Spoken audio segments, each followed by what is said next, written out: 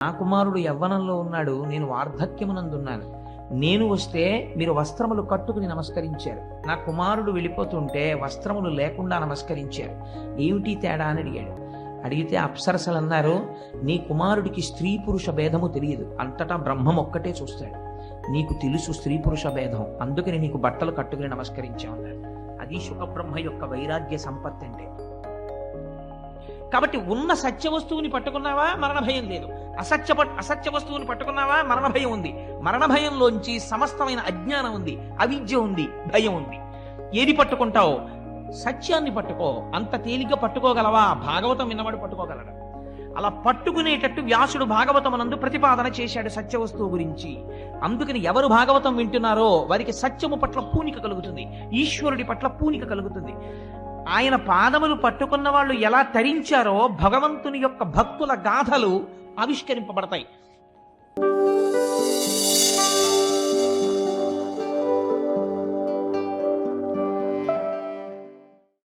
భగవంతుని యొక్క అనుగ్రహం చాలా ఆశ్చర్యకరంగా ఉంటుంది. ఎందుచేత అంటే కృష్ణ భగవానుడు అరణ్యంలో ఎందుకు పనికి రాకుండా పడిపోయినటువంటి ఒక ఎండు పుల్లని తీసుకుని తన నోటి దగ్గర పెట్టి మురళిగా దాన్ని వాయించి దాని జన్మకి సార్థకత వహించాడు. అలా ఎందుకు పనికిరానటువంటి నన్ను స్వీకరించి స్వామి నా చేత భాగవతం చెప్పించాలి అని నిర్ణయం చేశాడు. నా జన్మ సాఫల్యం చెందింది అనడానికి నాకు ఇంతకన్నా ఆనందదాయకమైన విషయం ఏముంటుంది? ఎందుచేత నేను ఈ మాట అంటున్నానంటే, మిగిలినటువంటి పురాణములు వేరు, భాగవతం ఒక్కటి ఒక ఎత్తు. వ్యాస భగవానుడు ఈ దేశానికి చేసినటువంటి సేవ సామాన్యమైనటువంటిది కాదు, మహోత్కృష్టమైనటువంటి సేవ చేశాడు ఆయన. అటువంటి మహానుభావుడు ఆయన వేదరాశినంతటినీ విభాగం చేశాడు. ఋగ్యజుర్ సామ అధర్వణ వేదములని చేసి అంతటితో ఊరుకోలేదు. అల్పాయుర్దాయం కలిగి అనారోగ్యంతో ఉంటూ బుద్ధి ఎప్పుడూ కూడా అర్ధకామముల యందు మాత్రమే తగిలి ఉండేటటువంటి సామాన్యమైనటువంటి జనులు కలియుగంలో వేదాల్ని నాలుగింటిని చదవడం దుస్సాధ్యమనేటటువంటి బుద్ధి చేత వ్యాస భగవానుడు వేదరాశిని 4గా విభాగం చేశాడు. విభాగం చేసి మళ్ళీ వేదంలో పూర్వభాగం అంతా మనం ఆచరించవలసినటువంటి విధి విధానములను గురించి, మనం ఆచరించినటువంటి విధి విధానముల వలన మనము పొందేటటువంటి ఇహలౌకిక పారలౌకిక సౌఖ్యములను గూర్చి వివరణ చేస్తుంది. ఉత్తర భాగం అంతా కూడా మళ్ళీ మనం ఒక అమ్మ కడుపులో ప్రవేశించవలసినటువంటి అవసరం లేకుండా ఇదే తుట్ట జన్మ చేసుకోవడం కోసమని ఏ జ్ఞాన సముపార్జన చేయడం చేత జ్ఞానాత్ కేవల కైవల్యం, ఆ జ్ఞానము చేత మాత్రమే కైవల్యం లభిస్తుంది. అందుచేత పునరావృత్తి రహిత శాశ్వత శివ సాయుధ్య సిద్ధి కొరకు ఏ జ్ఞానమును మనం పొందాలో అటువంటి జ్ఞానాన్ని వేదము యొక్క ఉత్తర భాగము ప్రతిపాదన చేస్తుంది. ఆయన తన శిష్యుడైనటువంటి జైమిని చేత వేదములకు పూర్వభాగమైనటువంటి కర్మకి సంబంధించినటువంటి విషయాలన్నిటికీ వ్యాఖ్యానం చేయించాడు. దాన్ని పూర్వమీమాంస అంటారు. ఉత్తర భాగం అంతా జ్ఞానమునకు సంబంధించినది. ఆయనే స్వయంగా బ్రహ్మసూత్రములను రచించారు.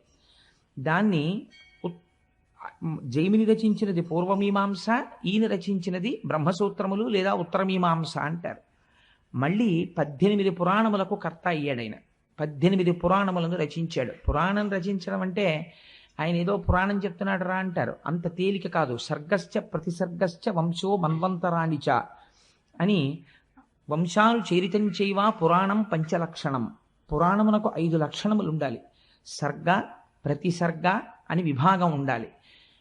గొప్ప గొప్ప వంశములను గురించి ప్రస్తావన చెయ్యాలి. వంశో మన్వంతరాణిచ, అనేక మన్వంతరములలో జరిగినటువంటి విశేషాల్ని చెప్పాలి. అది భగవత్ సంబంధంగా దాన్ని ప్రతిపాదన చెయ్యగలిగినటువంటి శక్తి ఉండాలి. అటువంటి వాడు తప్ప పురాణాన్ని చెప్పలేడు. అటువంటి పురాణాల్ని రచించినటువంటి మహానుభావుడు వేదవ్యాసుడు ఆయన 18 పురాణములను రచన చేశాడు. అందులో మనకి జ్ఞాపకం ఉండడం కోసమని ఒక తేలిక సూత్రాన్ని ఒకదాన్ని పెద్దలు ప్రతిపాదన చేస్తూ ఉంటారు. మద్వయం బద్వయం చైవ భ్రత్రయం వ చతుష్టయం అనాపలింగ కోష్కాని పురాణాన్ని పృథక్ పృథక్ అని. మద్వయం అంటే మకారంతో 2 పురాణాలు ఉంటాయి. ఒకటి మార్కండేయ పురాణము, రెండవది మత్స్య పురాణము. మద్వయం బద్వయం చైవ, బా మీద 2 ఉంటాయి, భాగవతము భవిష్య పురాణము. మద్వయం బద్వయం చైవ భ్రత్రయం, బ్రా మీద 3 ఉంటాయి. అవి బ్రహ్మపురాణము, బ్రహ్మాండ పురాణము, బ్రహ్మ వైవర్త పురాణము. భ్రత్రయం చైవ చతుష్టయం. వకారం మీద 4 ఉంటాయి. అవి వరాహ పురాణము, విష్ణు పురాణము, వామన పురాణము, వాయు పురాణము. అందుకని 4 పురాణాలు. చతుష్టయం. అనాపలింగ కూస్కాని. ఆ ఆ అనేటటువంటి అనాపలింగ కూస్కాని అన్నప్పుడు ఒక్కొక్క అక్షరానికి మళ్ళీ ఒక్కొక్క పురాణం వస్తూ ఉంటుంది. నా అంటే నారద పురాణం, ప అంటే పద్మ పురాణం, లిం అంటే లింగ పురాణం, గ అంటే గరుడ పురాణం, కు అంటే కూర్మ పురాణం, స్కా అంటే స్కాంద పురాణం. ఇలాగా మద్వయం బద్వయం చైవ భ్రత్రయం చతుష్టయం అనాపలింగ కూస్కాని పురాణాన్ని పృథక్ పృథక్ 18 పురాణములను రచించాడు. ఈ 18 పురాణములను రచించి తాను వేదములను విభాగము చేసినప్పుడు ఒక్కొక్క వేదము ఒక్కొక్క శిష్యుడికి అప్పచెప్పాడు. వ్యాసుడు చేసినటువంటి సేవ అంతా ఇంత కాదు. మహానుభావుడు అందులో మొట్టమొదటిదైనటువంటి ఋగ్వేదాన్ని పైలుడు అనబడేటటువంటి ఒక శిష్యుడికి పూర్ణంగా నేర్పాడు. నేర్పి ఆయన ఆధిపత్యం వహించాడు దాని శాఖలకి. అంచేత పైలుడికి ఋగ్వేదం నేర్పాడు. యజుర్వేదాన్ని వైశంపాయనుడు అనబడేటటువంటి ఋషి తెలుసుకున్నారు. అలాగే సామవేదాన్ని జైమిని పూర్ణంగా అవగాహన చేసుకున్నాడు. అధర్వణ వేదాన్ని సుమంతువు అనబడేటటువంటి ఒక ఋషికి తెలియచేశారు. ఈ 18 పురాణములను రోమహర్షణుడు అనబడేటటువంటి ఒక మహానుభావుడికి నేర్పారు. ఆ రోమహర్షణుని యొక్క కుమారుడే సూతుడు. ఆ సూతుడు పురాణ ప్రవచనం చేస్తుంటాడు. అందుకే మీరు ఎప్పుడైనా ఎక్కడైనా ఏదైనా విషయం వినవలసి వస్తే శౌనకాది మహర్షులు సూత భగవానుణ్ణి సేవించి నువ్వు మాకు ఏదైనా పురాణాన్ని చెప్పవలసింది అని అడిగితే సూతుడు పురాణ ప్రవచనం చేస్తూ ఉంటాడు. ఆ రోమహర్షణుని కుమారుడు సూతుడు. ఆశ్చర్యం ఏమిటంటే పురాణ వాంగ్మయాన్నంతటినీ కూడా ప్రవచనం చేసినటువంటి వాళ్ళు సూతుడు రోమహర్షణుడు అయితే ఒక్క భాగవతాన్ని మాత్రం శుకబ్రహ్మ చెప్పారు. శుకబ్రహ్మ సాక్షాత్ వేదవ్యాసుని యొక్క కుమారుడు. ఆయన పుట్టుక చేతనే అపారమైనటువంటి జ్ఞాన వైరాగ్యములు భక్తి కలిగినటువంటి వాడు. ఎంత వైరాగ్య భావన కలిగిన వాడంటే ఆయన మంచి నిండు యవ్వనంలో ఉన్నటువంటి రోజులలో తండ్రి గారు ఆయన్ని వివాహం చేసుకోమని అడిగారు. దేవీ భాగవతం చాలా విశేషంగా వర్ణన చేస్తుంది. చేస్తే ఆయన నాకు వివాహం అక్కర్లేదు, ఈ లోకమంతా దుఃఖభూయిష్టమైపోయింది, నేను ఆనందాన్ని అనుభవించాలి, నేను బ్రహ్మైక్య సిద్ధి కొరకు తపస్సు చేస్తాను అని చెప్పి అరణ్యములను పట్టి వెళ్ళిపోతున్నాడు. వెనక నుంచి వ్యాసుడు పుత్రుడి మీద ఉన్న కాంక్ష చేత హాపుత్ర హాపుత్ర అని అరుస్తూ వెంట వస్తున్నాడు. వస్తుంటే శుకుడు అనలేదట ఓయ్ అని. అంతటా ఆత్మతత్వాన్ని చూడడానికి అలవాటైపోయినటువంటి శుకుడికి బదులుగా అరణ్యంలో ఉన్న చెట్లన్నీ ఓయ్ ఓయ్ అని జవాబు చెప్పేట వ్యాసుడికి. అంతటి బ్రహ్మనిష్టాగరిష్ఠుడై యవ్వనమునందే ఒంటి మీద బట్ట లేకుండా వెళ్ళిపోతుండేవాడు. మనకి ఒక ఉదాహరణ చెప్తుంటారు శుకబ్రహ్మ యొక్క వైరాగ్య సంపత్తిని గురించి. ఆయన ఒకనాడు ఒక సరోవరం పక్క నుంచి వెళ్ళిపోతున్నారు, వెనక వ్యాసుడు వస్తున్నాడు. వస్తుంటే అప్సరసలు దిగంబరలై స్నానం చేస్తున్నారు. శుకుడు వస్తున్నారు అన్నారు ఒకరు. అనేటప్పటికీ శుకబ్రహ్మ వస్తే నమస్కారం చెయ్యాలని వాళ్ళు వివస్త్రలై ఒంటి మీద వస్త్రం కట్టుకోకుండా లేచి వచ్చి శుకుడికి నమస్కరించారు. ఆయన నిండు యవ్వనంలో ఉన్నాడు. ఆయన వెళ్ళిపోయాడు. మళ్ళీ స్నానం చేస్తున్నారు. వ్యాసుడు వస్తున్నాడు అన్నారు. బట్టలు కట్టుకుని నమస్కరించండి అన్నారు. వాళ్ళు బట్టలు కట్టుకుని వ్యాసుడికి నమస్కరించారు. వ్యాసుడు ఆశ్చర్యపోయాడు. నా కుమారుడు యవ్వనంలో ఉన్నాడు, నేను వార్ధక్యమునందున్నాను, నేను వస్తే మీరు వస్త్రములు కట్టుకుని నమస్కరించారు, నా కుమారుడు వెళ్ళిపోతుంటే వస్త్రములు లేకుండా నమస్కరించారు, ఏమిటి తేడా అని అడిగాడు. అడిగితే అప్సరసలు అన్నారు, నీ కుమారుడికి స్త్రీ పురుష భేదము తెలియదు, అంతటా బ్రహ్మం ఒక్కటే చూస్తాడు, నీకు తెలుసు స్త్రీ పురుష భేదం, అందుకని నీకు బట్టలు కట్టుకుని నమస్కరించామన్నారు. అది శుకబ్రహ్మ యొక్క వైరాగ్య సంపత్తి అంటే. శుకుడంటే ఎంత గొప్పవాడో తెలుసా అండి. అందుకే ఒక్క భాగవతం మాత్రం వేరొకరితో చెప్పించలేదు. భాగవతం చెప్పడానికి ఒక సమర్థత చూశాడు ఈశ్వరుడు. ఏమా సమర్థత అంటే, కుశ అన్నమాట మీరు వినుంటారు. కుశ అంటే దర్భ. దర్భ చేతితో పట్టుకున్నంతసేపు కర్మాచరణము చేస్తాడు. కర్మాచరణము దేని కొరకు చేస్తారంటే, కర్మ చెయ్యగా చెయ్యగా చెయ్యగా చెయ్యగా ఇంటిని తుడుచుకుని బూజులన్నీ దులుపుకున్న తర్వాత పండగొచ్చే ముందు శుభ్రపడినటువంటి ఇల్లులా మీరు భగవద్భక్తితో కర్మాచరణము చేయగా చేయగా లోపల ఉండేటటువంటి మనస్సు కంటిన మాలిన్యము తొలగి ఈశ్వరుడు వచ్చి కూర్చోడానికి సత్కర్మాచరణము పూనికతో సంతోషంతో చెయ్యడానికి కావలసినటువంటి బుద్ధి యందు ఆనందప్రదమైన స్థితి ఏర్పడుతుంది. అప్పుడు దాని వలన జ్ఞానము కలుగుతుంది. ఆ జ్ఞానము చేత మోక్షము కలుగుతుంది. అందుకని మొట్టమొదట కావలసింది సత్కర్మాచరణము. ఈ సత్కర్మాచరణము చెయ్యడం అనేటటువంటిది దర్భలతో సంబంధం. ఎప్పుడు దర్భ పట్టుకుంటాడు. అందుకని కుశ అంటే దర్భని పట్టుకున్నవాడు. తిరగేయండి శుక అంటే ఇప్పుడు ఆయనకి కర్మాచరణము లేదు. కర్మాచరణము లేదంటే ఆయన కావాలని మానినవాడు కాదు, ఆయన చెయ్యడానికి కర్మ లేనివాడు. ఈ స్థితికి వెళ్ళిపోయినవాడు. ఎందుకని నిరంతరము బ్రహ్మమునందు రమిస్తూ ఉంటాడు. అది తప్ప వేరొక వస్తువు ఆయనకి తెలియదు. ఎప్పుడూ బ్రహ్మమునే చూస్తాడు, బ్రహ్మముతో కలిసి ఉంటాడు, బ్రహ్మమును పొందుతుంటాడు. ఇంత ఆనంద స్థితిని అనుభవించేటటువంటి వ్యక్తి శంకర భగవత్పాదులు కౌపీన పంచకం అని ఒక పంచకం చేశారు. అందులో అంటారు ఏంటి, అసలు కౌపీనం పెట్టుకున్నవాడంత భాగ్యవంతుడు ఈ ప్రపంచంలో ఎక్కడున్నాడు అన్నారు. ఎందుకని? వాడు అన్నీ విడిచిపెట్టి సర్వసంగ పరిత్యాగి అయి ఈశ్వరుడి పాదార విందములను సేవిస్తూ తిరుగుతున్నాడు. అటువంటి వాడికి ఇంద్ర పదవి లభించినా సరే తిరస్కరిస్తాడు. నాకు అక్కర్లేదు, నాకు ఇందులో తృప్తి ఉందంటాడు. అటువంటి మహానుభావుడైనటువంటి శుకుడు నిరంతరము ఆనందం అనుభవించేవాడు. ఆయన ఏదైనా ఒక ప్రదేశానికి వస్తే ఒక ఆవు పాలు పితకడానికి ఎంత సమయం పడుతుందో అంతకన్నా ఎక్కువ సమయం నిలబడేవాడు కాదు. ఎందుకు నిలబడేవాడు కాదు అంటే, ఒకవేళ అంతకన్నా ఎక్కువసేపు ఎక్కడైనా నిలబడితే ఆ ఊర్లో ఉన్న వ్యక్తులతో తనకి పరిచయం ఏర్పడితే ఆ పరిచయాల వల్ల ఇంతమంది తన మనసులో ప్రవేశించి వీళ్ళు ఫలానా వీళ్ళు ఫలానా వీళ్ళు ఫలానా అని గుర్తు పెట్టుకుని వీళ్ళందరినీ లోపల పెట్టుకుంటే ఈశ్వరుడితో సంగము తగ్గిపోయి లోకముతో సంగము పెరిగిపోతుందని ఒక ఆవు పాలు పితికిన కాలము ఎంత పడుతుందో అంతకన్నా ఎక్కువ ఉండకుండా తిరుగుతూ వెళ్ళిపోతుండేవాడు. అటువంటి మహానుభావుడు శుకుడు తనంత తానుగా వచ్చి 7 రోజుల పాటు కూర్చుని భాగవతాన్ని ప్రవచనం చేశాడు. ఎవరి కొరకు ప్రవచనం చేశాడు? నేను ఒకసారి సూర్యకళామందిరంలోనూ వెంకటేశ్వర ఫంక్షన్ హాల్లోనూ నాకు జ్ఞాపకం లేదు, కానీ ప్రవచనం చేస్తూ ఒక మాట అన్నాను. ఈ భాగవత ప్రవచనం అనేటటువంటిది ఎవరి కొరకు చేయబడినది అంటే, భాగవతం అందరూ వినలేరు అని శాస్త్రం. ఎందుచేత అంటే భాగవతం వింటే కొన్ని కోట్ల కోట్ల జన్మల తర్వాత మాత్రమే భాగవత శ్రవణం జరుగుతుంది. ఎందుచేత అంటే అన్ని పురాణములను రచించినట్టు వ్యాసుడు రచించలేడు దాన్ని. 17 పురాణములు రచించేశాడు. అప్పటికి మహాభారతాన్ని రచించేశాడు, వేద విభాగం చేసేశాడు, బ్రహ్మసూత్రాల్ని రచించేశాడు. అన్నీ రచించిన తర్వాత ఒకసారి సరస్వతీ నదీ తీరంలో తన ఆశ్రమానికి దగ్గరలో కూర్చుని ఉన్నాడు. మనస్సంతా ఏదో నైరాశ్యం ఆవహించింది, ఏదో నిరాశ, ఏదో లోటు, తాను ఏదో తక్కువ చేశాననేటటువంటి భావన, ఎక్కడో ఏదో చెయ్యడంలో అసంపూర్తిగా మిగిలిపోయింది అని తను చేసిన కార్యక్రమాన్ని ఆలోచించాడు.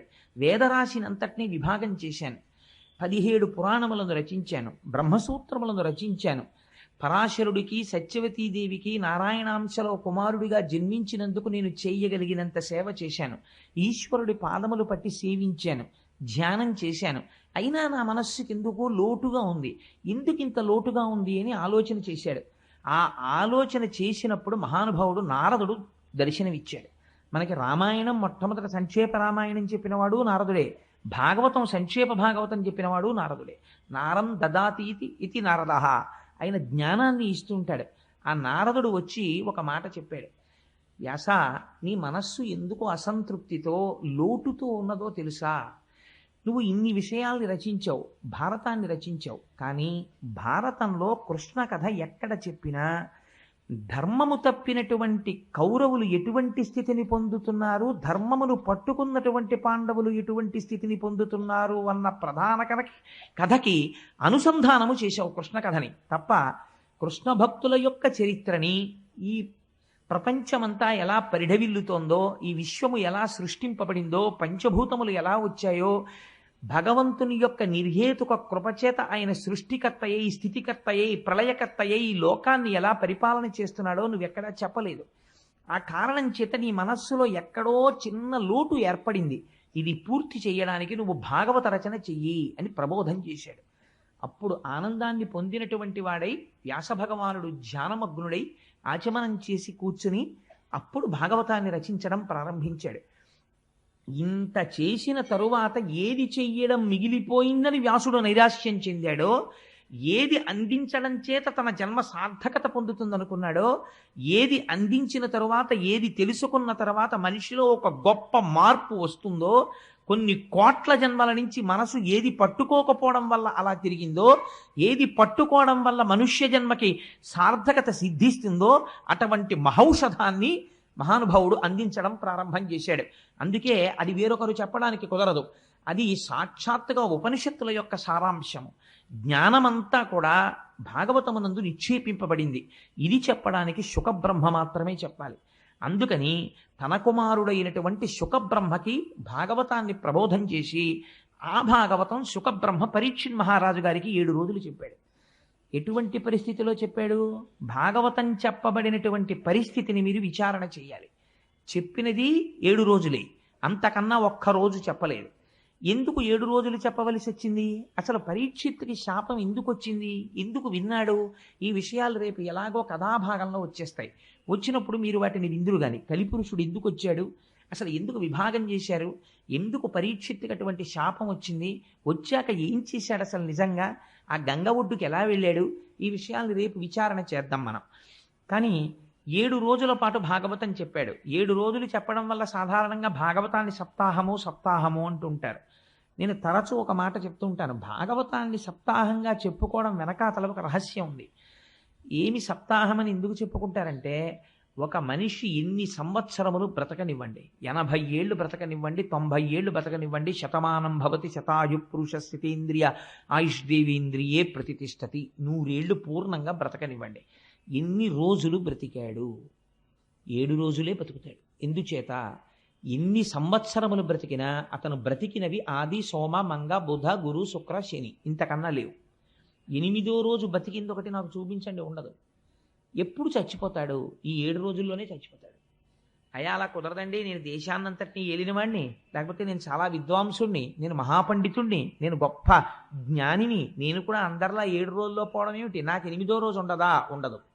ఎవరైనా 7 రోజుల్లోనే వెళ్ళిపోవాలి, ఆ 7 రోజుల్లోనే పుట్టాలి, ఆ 7 రోజులే ఉండాలి, ఆ 7 రోజులే తిరగాలి. కాబట్టి భాగవతం సప్తాహం అంటే నువ్వు ఏ రోజున భగవంతుణ్ణి స్మరించడం మానేశావో ఆ రోజు ఆ ఇల్లు పరమ అమంగళకరమైన రోజు. ఎందుచేత? ఆ రోజు భగవంతుని ఎడ విస్మృతి కలిగింది కాబట్టి తను భగవన్నామమును పలకలేదు, ఈశ్వరుడికి నమస్కరించలేదు, ఈశ్వరుడి గురించిన తలంపు లేదు. ఆ రోజు తాను ఉండి మరణించిన వాడితో సమానము. కాబట్టి ఇప్పుడు ఆ రోజుని ఇంట్లో ఏం తిరిగింది? నడయాడిన ప్రేతం ఒకటి తిరిగింది, ఒక శవం ఆ ఇంట్లో నడిచింది. కాబట్టి ఇప్పుడు అమంగళమైంది. కాబట్టి ఏది బ్రతుకు?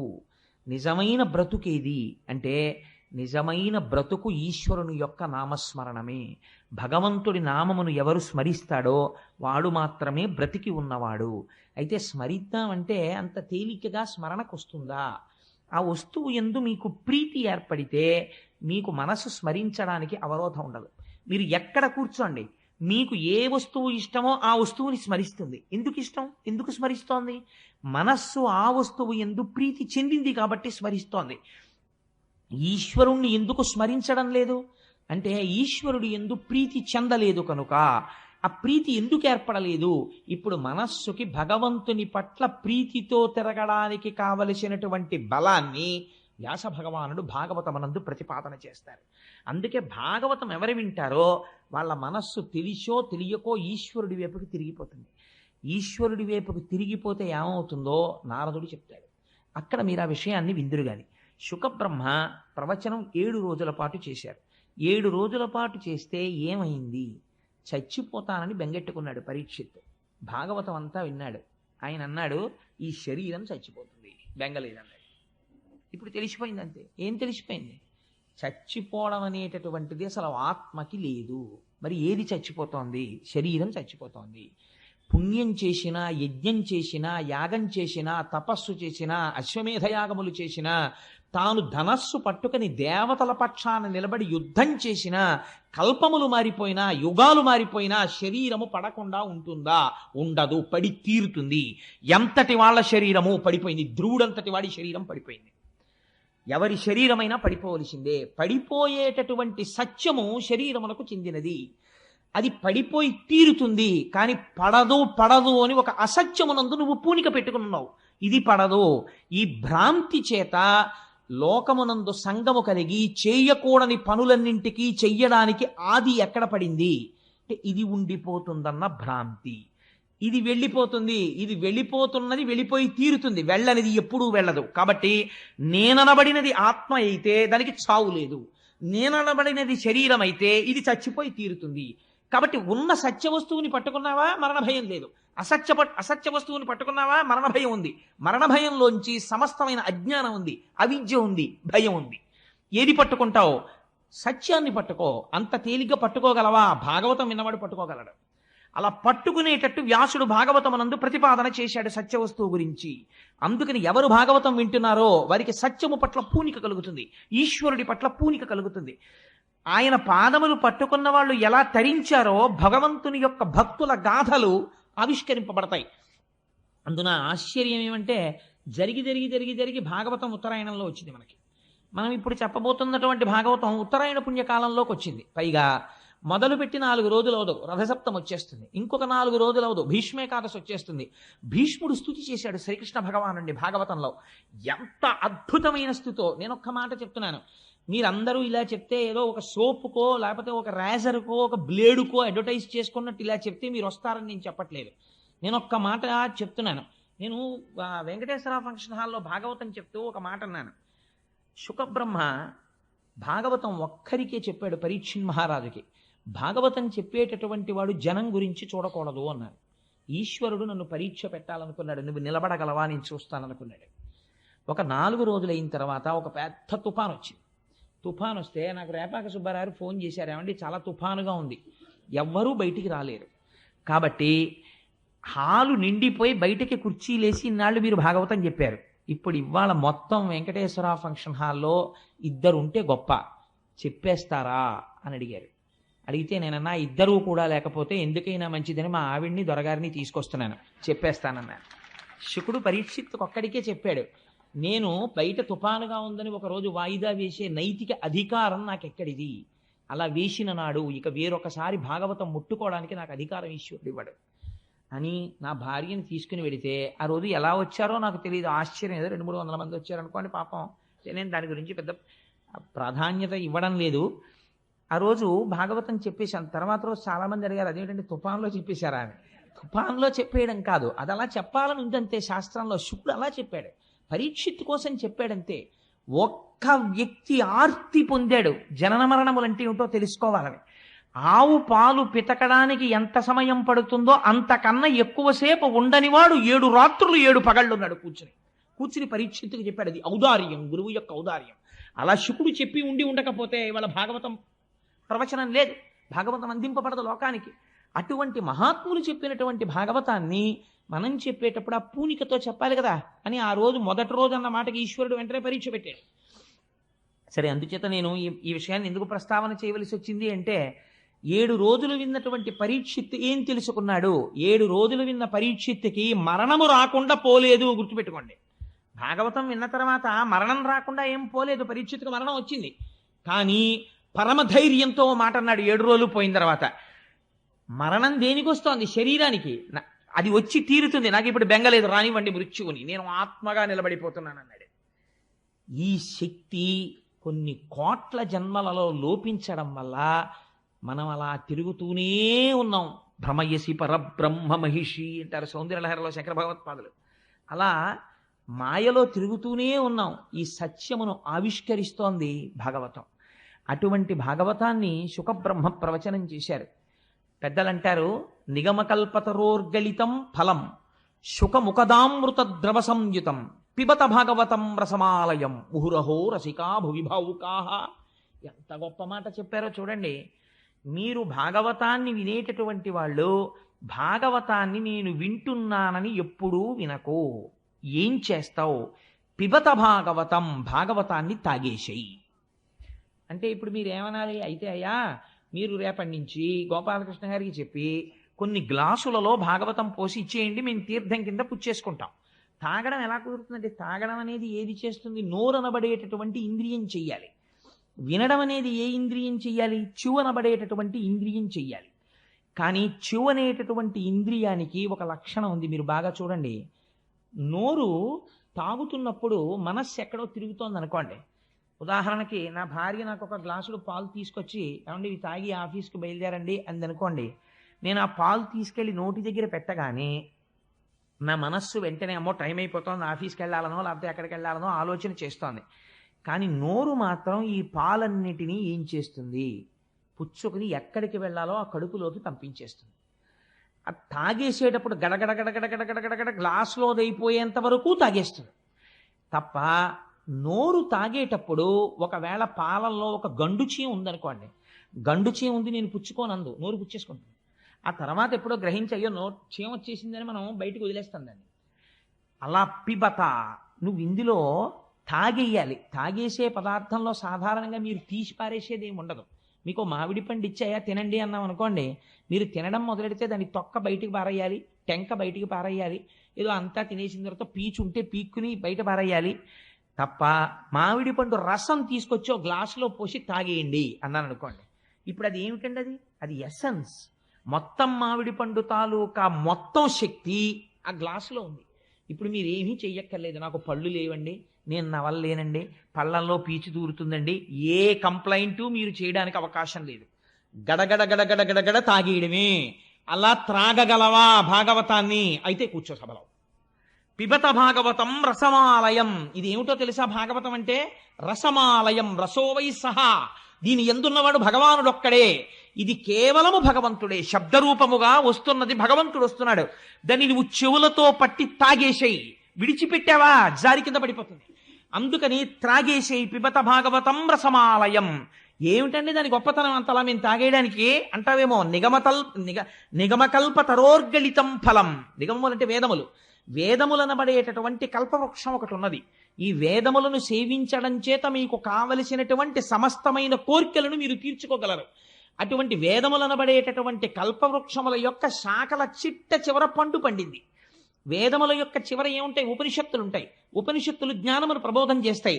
ఉపనిషత్తులనబడేటటువంటి జ్ఞానమును బోధించేటటువంటి వేదముల యొక్క చివర ఉన్నటువంటి శాఖల చివరి భాగమునందు పండినటువంటి పండు ఉపనిషత్తుల చేత ప్రతిపాదింపబడిన పరబ్రహ్మము యొక్క స్వరూపము. ఈ పరబ్రహ్మ స్వరూపము ఇవాళ పండుగా పండింది. ఈ పండునేం చేసింది? బాగా పండిందా లేదా మనం ముట్టి చూస్తాం. అదే ఒక చిలక కొట్టింది అనుకోండి, చిలక కొట్టుడురా బాగుంటుంది రుచిగానని తినేస్తాం. దీన్ని చిలక కొట్టింది, చిలక ఎంగిలి చేసింది. ఎవరా చిలక? శుకబ్రహ్మ. శుకుడు తన నోటి ద్వారా ప్రవచనం చేశాడు. దేని మీద ఆపేక్ష లేనటువంటి ఒక మహాపురుషుడు ప్రవచనం చేశాడు. అటువంటి శుకబ్రహ్మ నోట్లోంచి వచ్చింది. అందుకని నిగమకల్పతరోర్గళితం ఫలం శుకముఖదామృత ద్రవ సంయుతం పిబత భాగవతం. ఆ భాగవతాన్ని తాగేసే. రసమాలయం, ఇది ఈశ్వరుడితో నిండిపోయింది. రసమాలయం ముహురహో రసికా భువి భావుకాహ.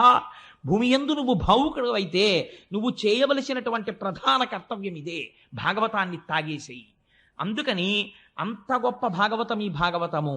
ఇటువంటి భాగవతాన్ని సంస్కృతంలో మహానుభావుడు 12 స్కందములలో ప్రవచనం చేశాడు వ్యాసుడు. చేస్తే మన అదృష్టం ఏమిటో తెలుసా అండి? దాన్ని ఆంధ్రీకరించినటువంటి మహానుభావుడు పోతనామాచ్యుల వారు. పోతన గారంటే నాకు ఎంత ప్రీతో ఎంత భక్తో. అంటే మీలో ఎవరికన్నా గొప్పవాడిని కాదు ఆ విషయంలో, మీ అందరికీ పోతన గారంటే మహాభక్తి. అయితే పోతన గారిలో మీరు గమనించవలసినటువంటి విషయం ఒకటి ఉంది. మనకి 3 రాజులు ఉన్నారండి. ఒకరు త్యాగరాజు, ఒకరు పోతరాజు, ఒకరు గోపరాజు. వీళ్ళు 3 పేర్లలో రాచరికం ఉంది. వీళ్ళు 3 భగవంతుణ్ణి సేవించారు. సేవించి మాకు ఈ దిక్కుమాల రాచరికం అక్కర్లేదని తీసి అవతల పారేశారు. పారేసి గోపరాజు గారేమో సాక్షాత్తుగా రామదాసు గారు అయిపోయారు. త్యాగరాజు గారేమో త్యాగయ్య అయిపోయారు. పోతరాజు గారేమో పోతన్న అయిపోయారు. 3 రాచరికాల్ని తీసి అవతల పారేసి ఈశ్వరుడి పాదముల దగ్గర దాస్యమును అభిలషించారు. వీళ్ళు 3 జగత్తుని ఏలి భక్తిని పంచిపెట్టేశారు. ఆ పోతన గారు ఆయన జీవించింది కేవలం కొద్ది భూమి ఉండేది. నాగలి పట్టి మనం సాధారణంగా ఒక మాట అంటుంటాం, ఏమిటంటే భాగవతం చదువుకుందాం రామాయణం చదువుకుందాం అని ఉంటుంది. కానీ ఎక్కడండి ఆఫీసు వెళ్ళడం రావడం, ఇల్లు, ఇంటికి వచ్చిన తర్వాత సంసారం, ఇందులో భాగవతం 12 స్కంధాలు చదవాలంటే ఎక్కడ జరుగుతుందండి? కుదరట్లేదు, చదవదాం అని ఉండదు. ఏమిటి నాకు చదవాలని ఉంటుంది అంటాం. కానీ మీరు పోతన గారి జీవితాన్ని తీసుకోండి. మహానుభావుడు ఒక చిన్న పొలం ఉండేది, అది కూడా ఏకశిలానగరం, ఓరుగల్లికి దగ్గరలో ఉండేవారు ఆయన. ఉండి ఆ పొలం దున్నుకుని ఎప్పుడు నాగలి పట్టారో, ఎప్పుడు పొలం దున్నారో, ఎప్పుడు విత్తనాలు చల్లారో, ఎప్పుడు మంచె మీద కూర్చున్నారో తెలియదు. త్రికాలముల యందు సంధ్యావందనం చేసుకుని ఒకానొక నాటి సాయంకాలం చంద్రోదయం జరుగుతున్నటువంటి సమయంలో వారు గోదావరి నదిలో స్నానం చేసి ఒక సైకతం మీద కూర్చుని ధ్యానమగ్నులై అరమోట్పు నేత్రములతో కూర్చునున్నారు. కూర్చునుండగా వారికి రామచంద్రమూర్తి యొక్క సాక్షాత్కారమైంది. పోతనా, నీ జన్మ ఉద్ధరించాలని నేను అనుకుంటున్నాను. అందుకే ఏం చేస్తావో తెలుసా? నువ్వు మహాభాగవతాన్ని ఆంధ్రీకరించు, తెలుగులో రాయి అన్నారు. అంటే వెంటనే నమస్కరించి పోతన గారు అన్నారు, అయ్యా మీరు ఆనతిచ్చారు, నేను వ్రాయడం ఏమిటి భాగవతం? పలికెడిది భాగవతమట, పలికించు విభుండు రామభద్రుండట, నే పలికిన భవహరమగునట, పలికెద విరుండుగాధ పలుకగనేలా. ఎంత వినయంతో చెప్పారో చూడండి. పలికెడిది భాగవతమట, నేను భాగవతాన్ని రచించడం ప్రారంభం చేస్తున్నాను. కానీ పోతన భాగవతాన్ని రచిస్తున్నవాడు పలికించు విభుండు రామభద్రుండట, నా వెనకాతల ఉండి నా చేత పలికిస్తున్నవాడు ఉన్నాడే, వాడు రామభద్రుడు, రామచంద్రమూర్తి పలికిస్తున్నాడు. నీతోనే ఎందుకు పలికిస్తున్నాడు? నే పలికిన భవహరమగునట. ఎన్ని కోట్ల జన్మలు దారి తప్పి తిరిగావో, అంత తొందరగా పోతుందా నీ పాపం? ఆ పాపం పోగొట్టడానికి నీతో భాగవతం రచింపచేస్తున్నాను. నే పలికిన భవహరమగునట, పలికెద విరొండు గాథ పలుకగనేలా. ఇంకొక గాథ నేను ఎందుకు పలకాలి? నా చేత ఈశ్వరుడు ఇది పలికిస్తున్నాడో అదే నేను పలుకుతాను. ఇందులో ఒక గమ్మత్తుందండి. ఈ మాట చెప్పి పోతన గారు వెంటనే అన్నారు, చేతులారంగ శివుని పూజింపడేని, నోరు నొవ్వంగ హరికీర్తి నుడువడేని, దయయు సత్యంబు లోనుగా తలపడేని, కలుగనీటికి తల్లుల కడుపు చేటు అన్నాడు. ఎంత గొప్ప మాట చూడండి. చేతులారంగ శివుని పూజింపడేని, పరమశివుణ్ణి పూజించి తీరాలి. ఏమండి, శ్రీ మహావిష్ణువుని పూజించకూడదా? పలికించు విభుండు రామభద్రుండట అన్నారు కదా, ఏం రామచంద్రమూర్తిని పూజించకూడదా? కృష్ణుణ్ణి పూజించకూడదా?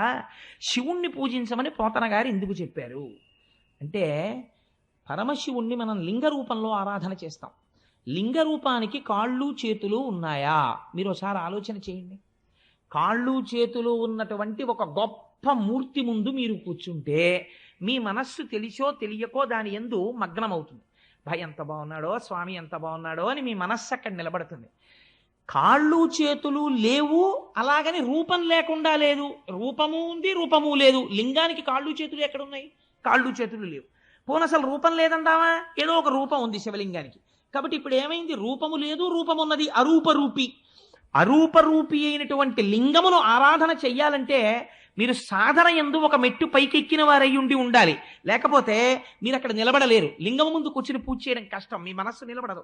ఏముంటుంది ఇందులో అని నేను నీళ్లు పోయానండి, దాని మీద పాలు ఎందుకు పోయడం, దాని మీద పెరుగు ఎందుకు పోయడం, దానికి ఏమైనా కాళ్ళున్నాయా, చేతులున్నాయా, ఏమిటి పోయినాం, అసలు దీనికి ముఖం ఎటుందండి అని అడిగాడు ఒక ఆయన. శివలింగం దగ్గరికి వెళ్ళి మీరు ఏమంటే దీని ముఖం ఎటు అని అడిగారు అనుకోండి, వెంటనే పెద్ద ఆయన అన్నాడు, అన్ని వేపుల ముఖం, నువ్వెటు విభూతి ఎట్టి బొట్టెడితే అటు ముఖం. అయితే శివలింగానికి నాలుగు పక్కల కూర్చుని నలుగురు నాలుగు పక్కల విభూతి ఎట్టి బొట్టెడితే నాలుగు పక్కల ముఖం ఉంది. సరే, పైన ఒక ఆయన గంధం రాసి బొట్టెడితే పైన ఒక ముఖం ఉంది. సజ్జోజాత అఘోర తత్పురుష వామదేవ ఈశానములన్న 5 ముఖాలతో ఉన్నాడు. అంటే ఈశ్వరుడు అంతటా చూస్తున్నాడు. ఈ భావనతో నువ్వు లింగమును అర్చన చేస్తున్నావంటే నీకు లోకమంతా లింగస్వరూపంగా కనపడడం ప్రారంభమైపోయింది.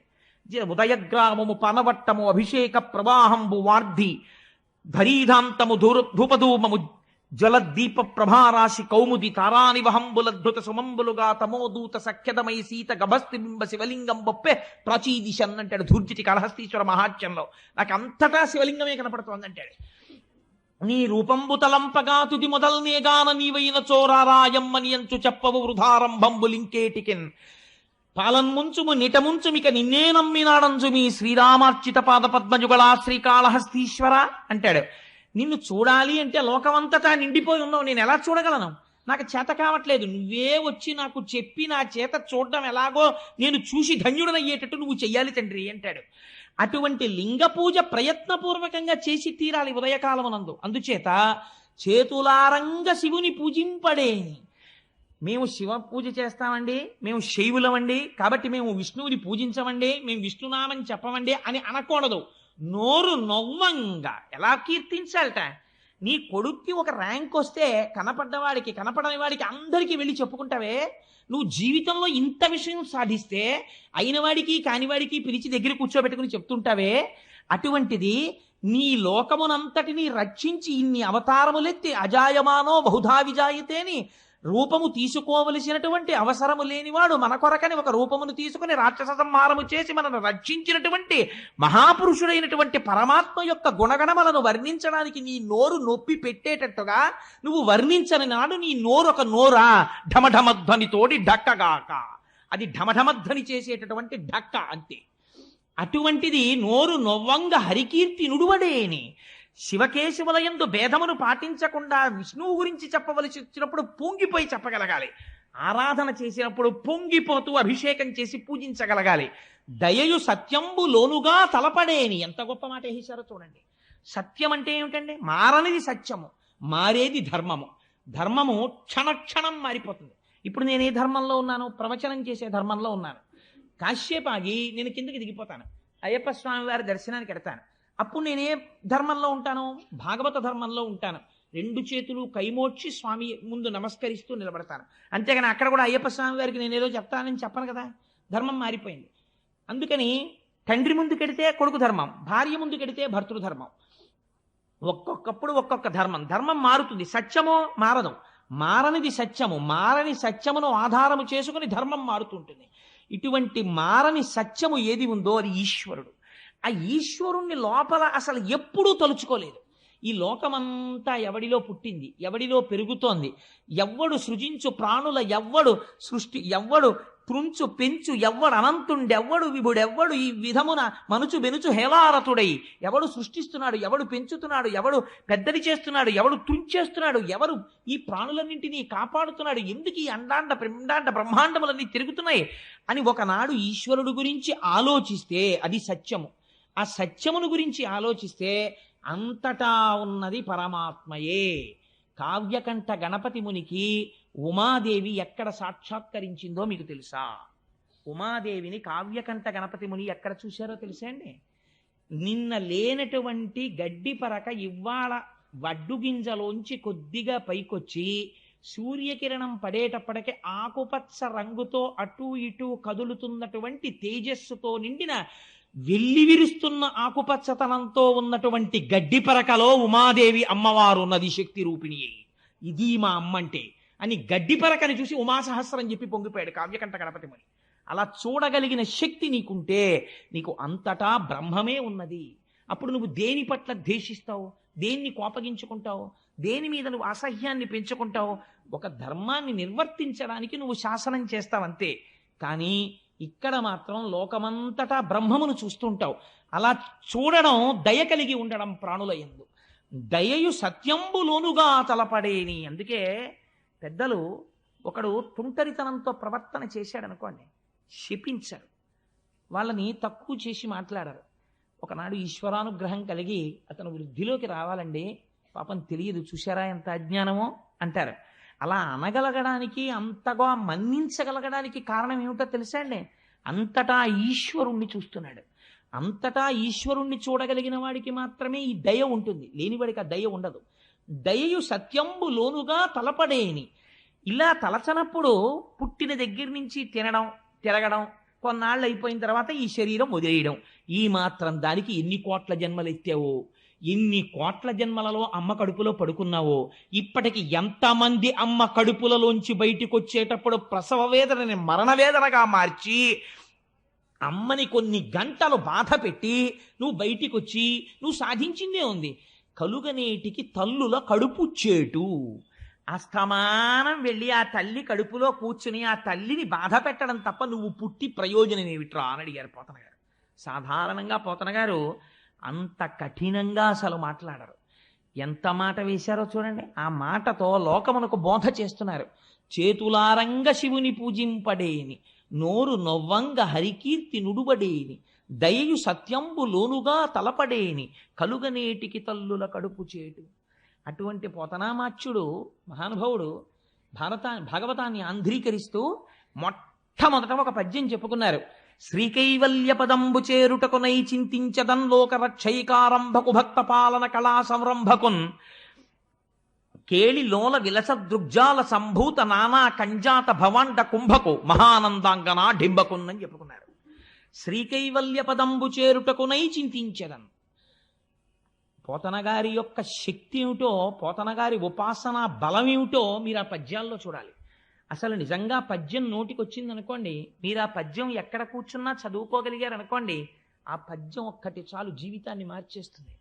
శ్రీకైవల్య పదంబు చేరుటకునై ఎందుకు చెప్తున్నాను ఈ భాగవతం చెప్పడం అంటే, పోతన గారు ఎందుకు ఆంధ్రీకరిస్తున్నారు?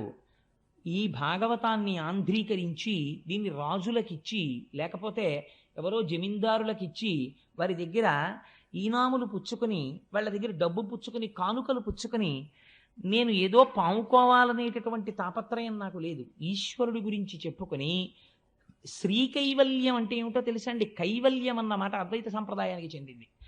కైవల్యం అంటే ఇంకా మళ్ళీ తిరిగి రానటువంటి అవసరం లేకుండా ఈశ్వరుడిలో కలిసిపోవడం. అలా ఈశ్వరుడు యందు నా తేజస్సు వెళ్ళి ఆయన తేజస్సులోకి కలిసిపోవాలి.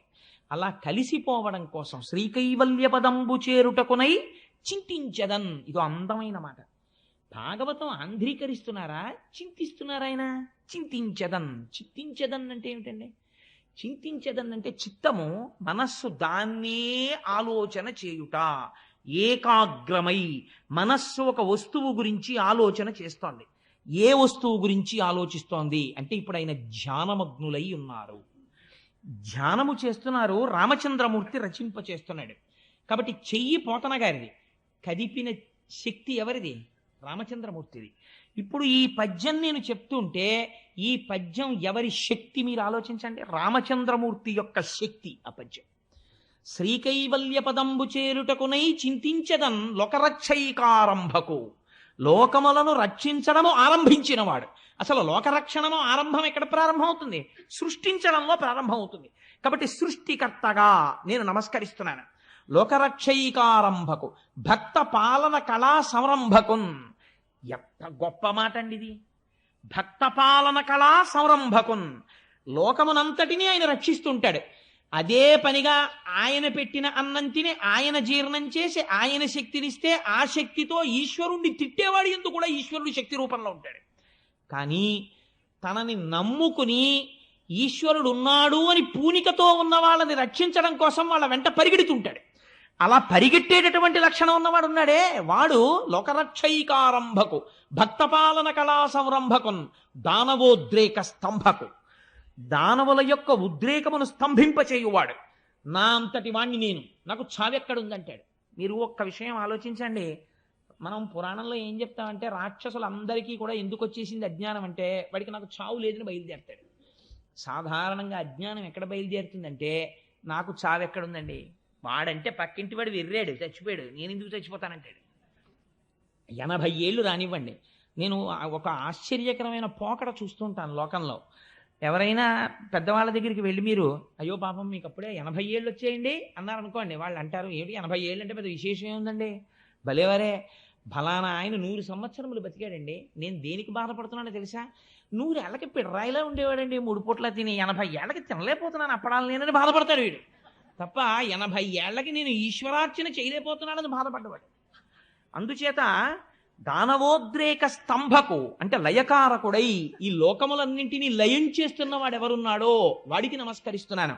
ఇప్పుడు ఎవరి పేరైనా పోతన గారు చెప్పారంటే అసలు ఆయన పరబ్రహ్మమునకు నమస్కరిస్తున్నారు.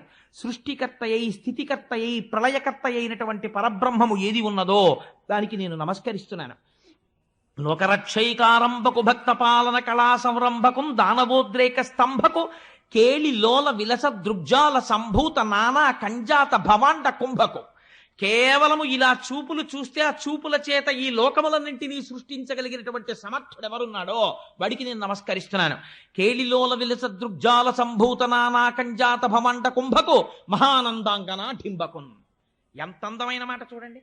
మరి భాగవతంలో ప్రతిపాదించినది ఎవరి రూపాన్ని ప్రతిపాదించారు? పరబ్రహ్మంగా కృష్ణ భగవానుడిని. కాబట్టి ఇప్పుడు ఏమంటున్నారు? కృష్ణుడంట లేదు, మహానందాంగన. ఆవిడ అక్కడ ఉండేటటువంటి నందుని యొక్క భార్య, అందుకని మహానందాంగన డింబకొన్.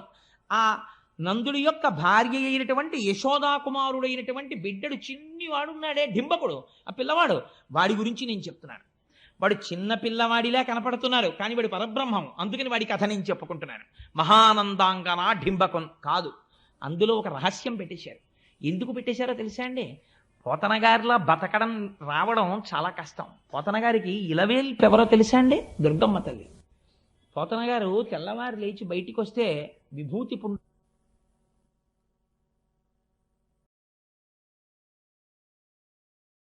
పుండులాగా రుద్రాక్షలు మెడలో వేసుకుని రుద్రాక్షలు కట్టుకుని ఉండేవారు. నోరు విప్పితే ఆయన దేవి గురించి అనేవారు, నారాయణ నారాయణ నారాయణ. మీరు శంకరాచార్య స్వామి వారు స్థాపించిన పీఠాధిపతులు చూడండి, శృంగగిరి పీఠాధిపతులు, కంచి పీఠాధిపతులు, వీళ్ళు అసుర సంధ్య వేళ అయ్యేటప్పటికీ చంద్రమౌళీశ్వర లింగాన్ని పెట్టి అభిషేకం చేస్తారు, శ్రీచక్రార్చన చేస్తారు. అనుగ్రహ భాషణం అంతా చేసేసిన తర్వాత నారాయణ నారాయణ నారాయణ అంటారు. ఇప్పుడు ఏమైపోయింది? అంతఃశాక్తాహ, లోపల శాక్తేయులు. ఎందుకంటే మా అమ్మ దుర్గమ్మ అంటారు. పైకి శైవంలో ఉన్నట్టుంటారు, విభూతి పిండికట్లు అవి అన్నీ పెట్టుకుని. శివశక్తులు వేరు కాదు కదా, అందుకని పైకి శైవ సాంప్రదాయంలో ఉంటారు. నోరు విప్పి మాట్లాడితే జనమధ్యేతు వైష్ణవ, నారాయణ నారాయణ నారాయణ అంటారు. ఇప్పుడు అసలు భేదం ఎక్కడ పట్టుకుంటారండి మీరు వాళ్ళ దగ్గర? గారి జీవితం ఎంత చిత్రమైన మాట వాడతారో చూడండి. ఆయన హేళిలోల విలస దృగ్జాల సంభూత నానా కంజాత భవాండ కుంభకు మహానందాంగన ఢింబకున్. ఎవరి మహానందాంగన? మీరు ఇంకో రకంగా ఆలోచించారనుకోండి, మనం పొందే ఆనందాన్ని లెక్కలు కట్టింది శాస్త్రం. మీరు స్వీట్ స్టాల్కి వెళ్ళి కాజా బాగుంటుందండి, దీనికన్నా మడత కాజా బాగుంటుందండి, దీనికన్నా నేతి కాజా బాగుంటుందండి, దీనికన్నా ఏదో బాదుషా బాగుంటుందండి, ఇలా ఏదో చెప్పుకుంటాం కదా. ఆఖరిగా ఉన్న 10 రూపాయలతో ఏదో ఒకటి కొనుక్కుని రావాలి ఇంటికి. అందుకని అలాగే ఆనందాన్ని శాస్త్రం నిర్వచనం చేసింది. మనుష్యానందము, సార్వభౌమానందము, దేవతానందము, ఇలా చెప్పి చెప్పి చెప్పి చెప్పి ఆనందము యొక్క గొప్ప స్థితి ఏది? మహానందము. ఈ మహానందము అన్న మాట ఎవరికి వాడారు శాస్త్రంలో? మీరు ఖడ్గమాలా స్తోత్రం చదివితే మహానందమయీ అని అమ్మవారికి పేరు. ఇప్పుడు ఆ మహానందమయీ ఎవరు? అమ్మవారి డింబకుడు కృష్ణుడు అంటున్నారు. ఎలా కుదురుతుంది? అమ్మవారి కొడుకుగా కృష్ణుడిని ఎక్కడ చెప్పారు? మీరు లలితా సహస్రం చూడండి. కరాంగుళిన కోత్పన్న నారాయణ దశాకృతి. ఆ ఎదురుగుండా ఉన్నటువంటి భండాసురుడు 10 మంది రాక్షసుల్ని సృష్టించాడు. మళ్ళీ రావణాసురుణ్ణి, హిరణ్యాక్షుణ్ణి, హిరణ్యకశిపుణ్ణి సృష్టించాడు. వాళ్ళు 10 మంది మళ్ళీ యుద్ధానికి వస్తున్నారు. అమ్మ మళ్ళీ పుట్టాను రా అని అమ్మవారు చూసింది, ఓ నవ్వు నవ్వింది. నవ్వి ఆవిడ ఏదో అంగన్యాసకరన్యాసం చేసేదానిలాగా ఇలా అంది. అనేటప్పటికీ ఈ 5 గోళ్లలోంచి దశావతారాలు పుట్టి మళ్ళీ రాముడు వెళ్ళి రావణుని చంపేశాడు, కృష్ణుడు వెళ్ళి కంసుడిని చంపేశాడు, అలా చంపేశాడు. కాబట్టి ఇప్పుడు శ్రీ మహావిష్ణువు యొక్క అవతారాలన్నీ ఎందులోంచి వచ్చాయి? కరాంగుళి నఖోత్పన్న నారాయణ దశాకృతి, అమ్మవారి గోళ్లలోంచి వచ్చాయి. కాబట్టి ఇప్పుడు ఎవరైనా మహానందాంగనా డింబకున్, మహానందమయీ యొక్క కుమారుడు ఈయన. అందుకని అటువంటి స్వామిని నేను నమస్కరిస్తున్నాను. ఎందుకు నమస్కరిస్తున్నాను అంటే ఆయన స్వరూపం మహానందం. ఆయన పేరు కృష్ణుడు, నిరతిశయ ఆనంద స్వరూపుడు. నాకేం కావాలి? ఈ భాగవతం చెప్పుకుని సన్మానపత్రం రాయించుకోవడమో, లేకపోతే ఈ భాగవతం చెప్పుకుని ఏదో పారితోషికం పుచ్చుకోవడమో, ఈ భాగవతం చెప్పుకుని బట్టలు పెట్టించుకోవడమో దానికి నేను చెప్పుకోవట్లేదు. మరి ఎందుకు చెప్పుకుంటున్నావు? మీకు ఒక ఆశ్చర్యకరమైన విషయం చెప్తాను. అది ఎంతవరకు యథార్థమో పక్కన పెట్టండి. నేను ఒక చోట పోతన గారి చరిత్రలో చదివాను. పోతన గారు భాగవతాన్ని అంతటిని రచించి ఒక మంజూష ఎందు పెట్టారు. పెట్టి ఆయన ఎవ్వరికీ నేను ఇంత భాగవతం రచించానని కూడా చెప్పలేదు. ఇది రామచంద్ర ప్రభు సొత్తు, ఆయనకి అంకితం ఇచ్చేశానన్నారు. కొడుకుని పిలిచి, ఒరే నాయన ఇది పూజామందిరంలో పెట్టు అన్నారు. తాళపత్ర గ్రంథాలని పూజామందిరంలో పెట్టారు. కొంతకాలం అయిపోయిన తర్వాత పోతన గారి కుమారుడు కూడా అనారోగ్యం పాలయ్యాడు, పెద్దవాడైపోయి. తన శిష్యుణ్ణి పిలిచి చెప్పాడు, ఒరే జాగ్రత్తరా, మా నాన్నగారు రచించుకున్నటువంటి భాగవతం ఆ మంజూషలో ఉంది అని. అందులోంచి 4-5 చెదపురుగులు బయటికి వస్తూ కనపడ్డాయి శిష్యుడికి. అప్పుడు ఆ శిష్యుడు తీశాడు మంజూష. తీసి చూస్తే అందులో ఆంధ్రీకరింపబడినటువంటి భాగవతం దొరికింది. ఇంత గొప్ప భాగవతం అని అప్పుడు తాళపత్ర గ్రంథాలకు ఎక్కించారు తప్ప ఆయన జీవితంలో ఎప్పుడూ కనీసం నేను ఇంత గొప్ప విషయాన్ని రచించానని ఆయన బయట చెప్పుకోలేదు. అది పోతన గారంటే. అంత నిరాడంబరుడు, మహానుభావుడు. అటువంటి పోతనామాచ్యుల వారు ఒకానొక సందర్భంలో ఆయన మీద తీవ్రమైన ఒత్తిడి వచ్చింది. ఈ భాగవతాన్ని నువ్వు కాని అంకితం ఇస్తే లక్షలు ఇస్తారు, కోట్లు ఇస్తారు, నీకు అర్ధరాజ్యాలు ఇస్తారు, సన్మానాలు చేస్తారు, సత్కారాలు చేస్తారు, రాజులు వెంటబడ్డారు భాగవతం అంకితం ఇమ్మని. ఒకానొక సమయంలో పోతన గారు రాత్రి పలహారం చేసి పడుకుందామని వెడుతుంటే ఇంట్లో ఎక్కడో గజ్జెల చప్పుడు వినపడింది. నేను ఒక చోట వ్యాఖ్యానంలో చూశాను. ఏమిటి, ఆ రోజుల్లో మనకిలా కరెంట్ అది లేదు కదా, ఎక్కడో ఒక తైల దీపం వెలుగుతుండేది.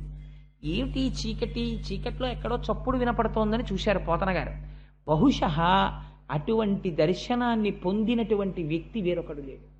పోతన గారు పొందిన దర్శనం ఏమిటో తెలుసా అండి? ఏడుస్తూ కనపడింది సరస్వతీదేవి.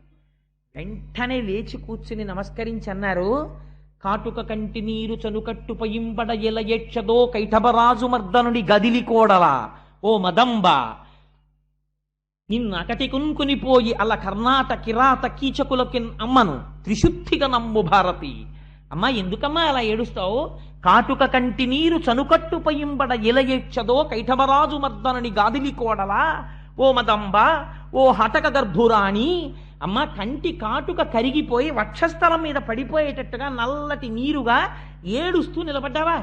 ఈ భాగవతాన్ని పట్టుకెళ్ళి ఎవరికో అంకితం ఇస్తాననుకుంటున్నావా అమ్మా? ఈ మనుజేశ్వరాధములకిచ్చి పురంబులు వాహనంబులను సొమ్ములు కొన్ని పుచ్చుకొని సొక్కి శరీరము బాసి కాలుచే సమ్మెటవాటులంబడక సమ్మతి శ్రీహరికిచ్చే చెప్పే ఈ బొమ్మెరపోతలాజొకడు భాగవతంబు జగద్దితంబుగన్ అని ప్రకటించుకున్నారు. ఈ భాగవతాన్ని ఇంత కష్టపడి రచించి రామచంద్ర ప్రభువు నా చేత రచింపచేస్తే ఈ మనుజేశ్వరాధములకిచ్చి, ఈ రాజులకిచ్చి, వాళ్ళు అధములు, వాళ్ళకేం తెలిసనిస్తాను? భోగభాగ్యాలతో వెర్రెక్కి ఉన్నవాళ్ళు తప్ప వాళ్ళకి భక్తి ఉందా, బూడిదుందా? వాళ్ళకి ఎందుకు ఇవ్వాలి? ఎంత ధైర్యంగా రాశారో చూడండి ఆయన. ఈ మనుజేశ్వరాధములకిచ్చి పురమ్ములు వాహనంబులు సొమ్ములు కొన్ని పుచ్చుకొని ఓ 4 పురాలిస్తాడు.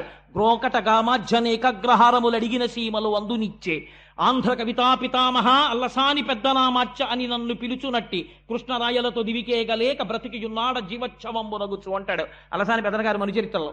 అలా ఏదో కొన్ని అగ్రహారాలు ఇస్తే ఇవ్వచ్చు, నాకు అక్కర్లేదు అవన్నీ. కానీ ఇవన్నీ పుచ్చుకుని నేను పట్టుకెళ్ళిపోతానా? నేను పట్టుకెళ్ళను. ఒకనాడు శరీరము సొక్కిపోతుంది, వృద్ధాప్యం వచ్చేస్తుంది, పడిపోతే ఆనాడు కాలుడు వస్తాడు యమధర్మరాజు. ఏవిరా నీతో రామచంద్రమూర్తి భాగవతం చెప్పిస్తే, రామచంద్రమూర్తి భాగవతం రాయిస్తే అమ్ముకున్నావురా దాన్ని అరణానికి అని నన్ను ఈడ్చుకెళ్ళి నా కడుపులో ఉన్న ప్రేగులు పైకి తీసి కత్తితో నరికి నా కండ నాతో తినిపిస్తారు. నాకెందుకయ్యా ఇవన్నీ? ఈ మనుజేశ్వరాధములకిచ్చి పురమ్ములు వాహనమ్ములు సొమ్ములు కొన్ని పుచ్చుకొని సొక్కి శరీరము బాసి కాలుచే సమ్మెటవాటులంబడక సమ్మతి శ్రీహరికిచ్చే చెప్పే ఈ బమిరపోతరాజొకడు భాగవతంబు జగద్ధితంబుగన్. పోతే పోనే, ఏం రాదు నాకు? 4 రూపాయలు రావు, నాకు రావలసినటువంటి కంకణాలు రావు, నాకు రావలసినటువంటి అగ్రహారాలు రావు, నాకు అక్కర్లేదు. బాల రసాల సాల నవ పల్లవ కోమల కావ్యకన్యకన్ కూడులకిచ్చి అప్పడుపు కూడు భుజించుట కంటే హాలికుల్ సత్కముల్ హాలికులైననేమి ఘనంతర సీమల కందమూల గౌద్ధాలికులైననేమి నిజదార సుతోదర పోషణార్థమై బాలరసాల సాల నవ పల్లవ కోమల కావ్యకన్యకన్ బాలరసాల సాల అయినటువంటి ఈ కోమలమైన కావ్యకన్యని పట్టుకెళ్ళి ఎవడో ఒక దౌర్భాగ్యుడికి ఇచ్చి వాడు ఇచ్చినటువంటి డబ్బు తెచ్చుకుంటే నేను పడుపు వృత్తి చేసిన వాడిని అవుతాను, అమ్మాయిని పట్టుకెళ్ళి అమ్ముకున్న వాడిని అవుతాను. ఆ పడుపు కూడు భుజించటకుంటే హాలికుల్ సత్కముల్ హాలికులైననేమి గహనాంతరసీమల గౌద్ధాలికులైననేమి. ఒకవేళ 1 ఎకరం పొలం దున్నుకుని దొరికినటువంటి ఇన్ని వడ్లు హాయిగా వండుకుని తిని బతికితే మాత్రం నాకు వచ్చిన నష్టం ఏమిటి? లక్షాధికారైన లవణమన్నమే కాని మెరుగు బంగారంబు మింగబోడు. 1 కోటి రూపాయలు ఉన్నవాడు చచ్చిపోట్లా, వాడు ఏం తింటున్నాడు?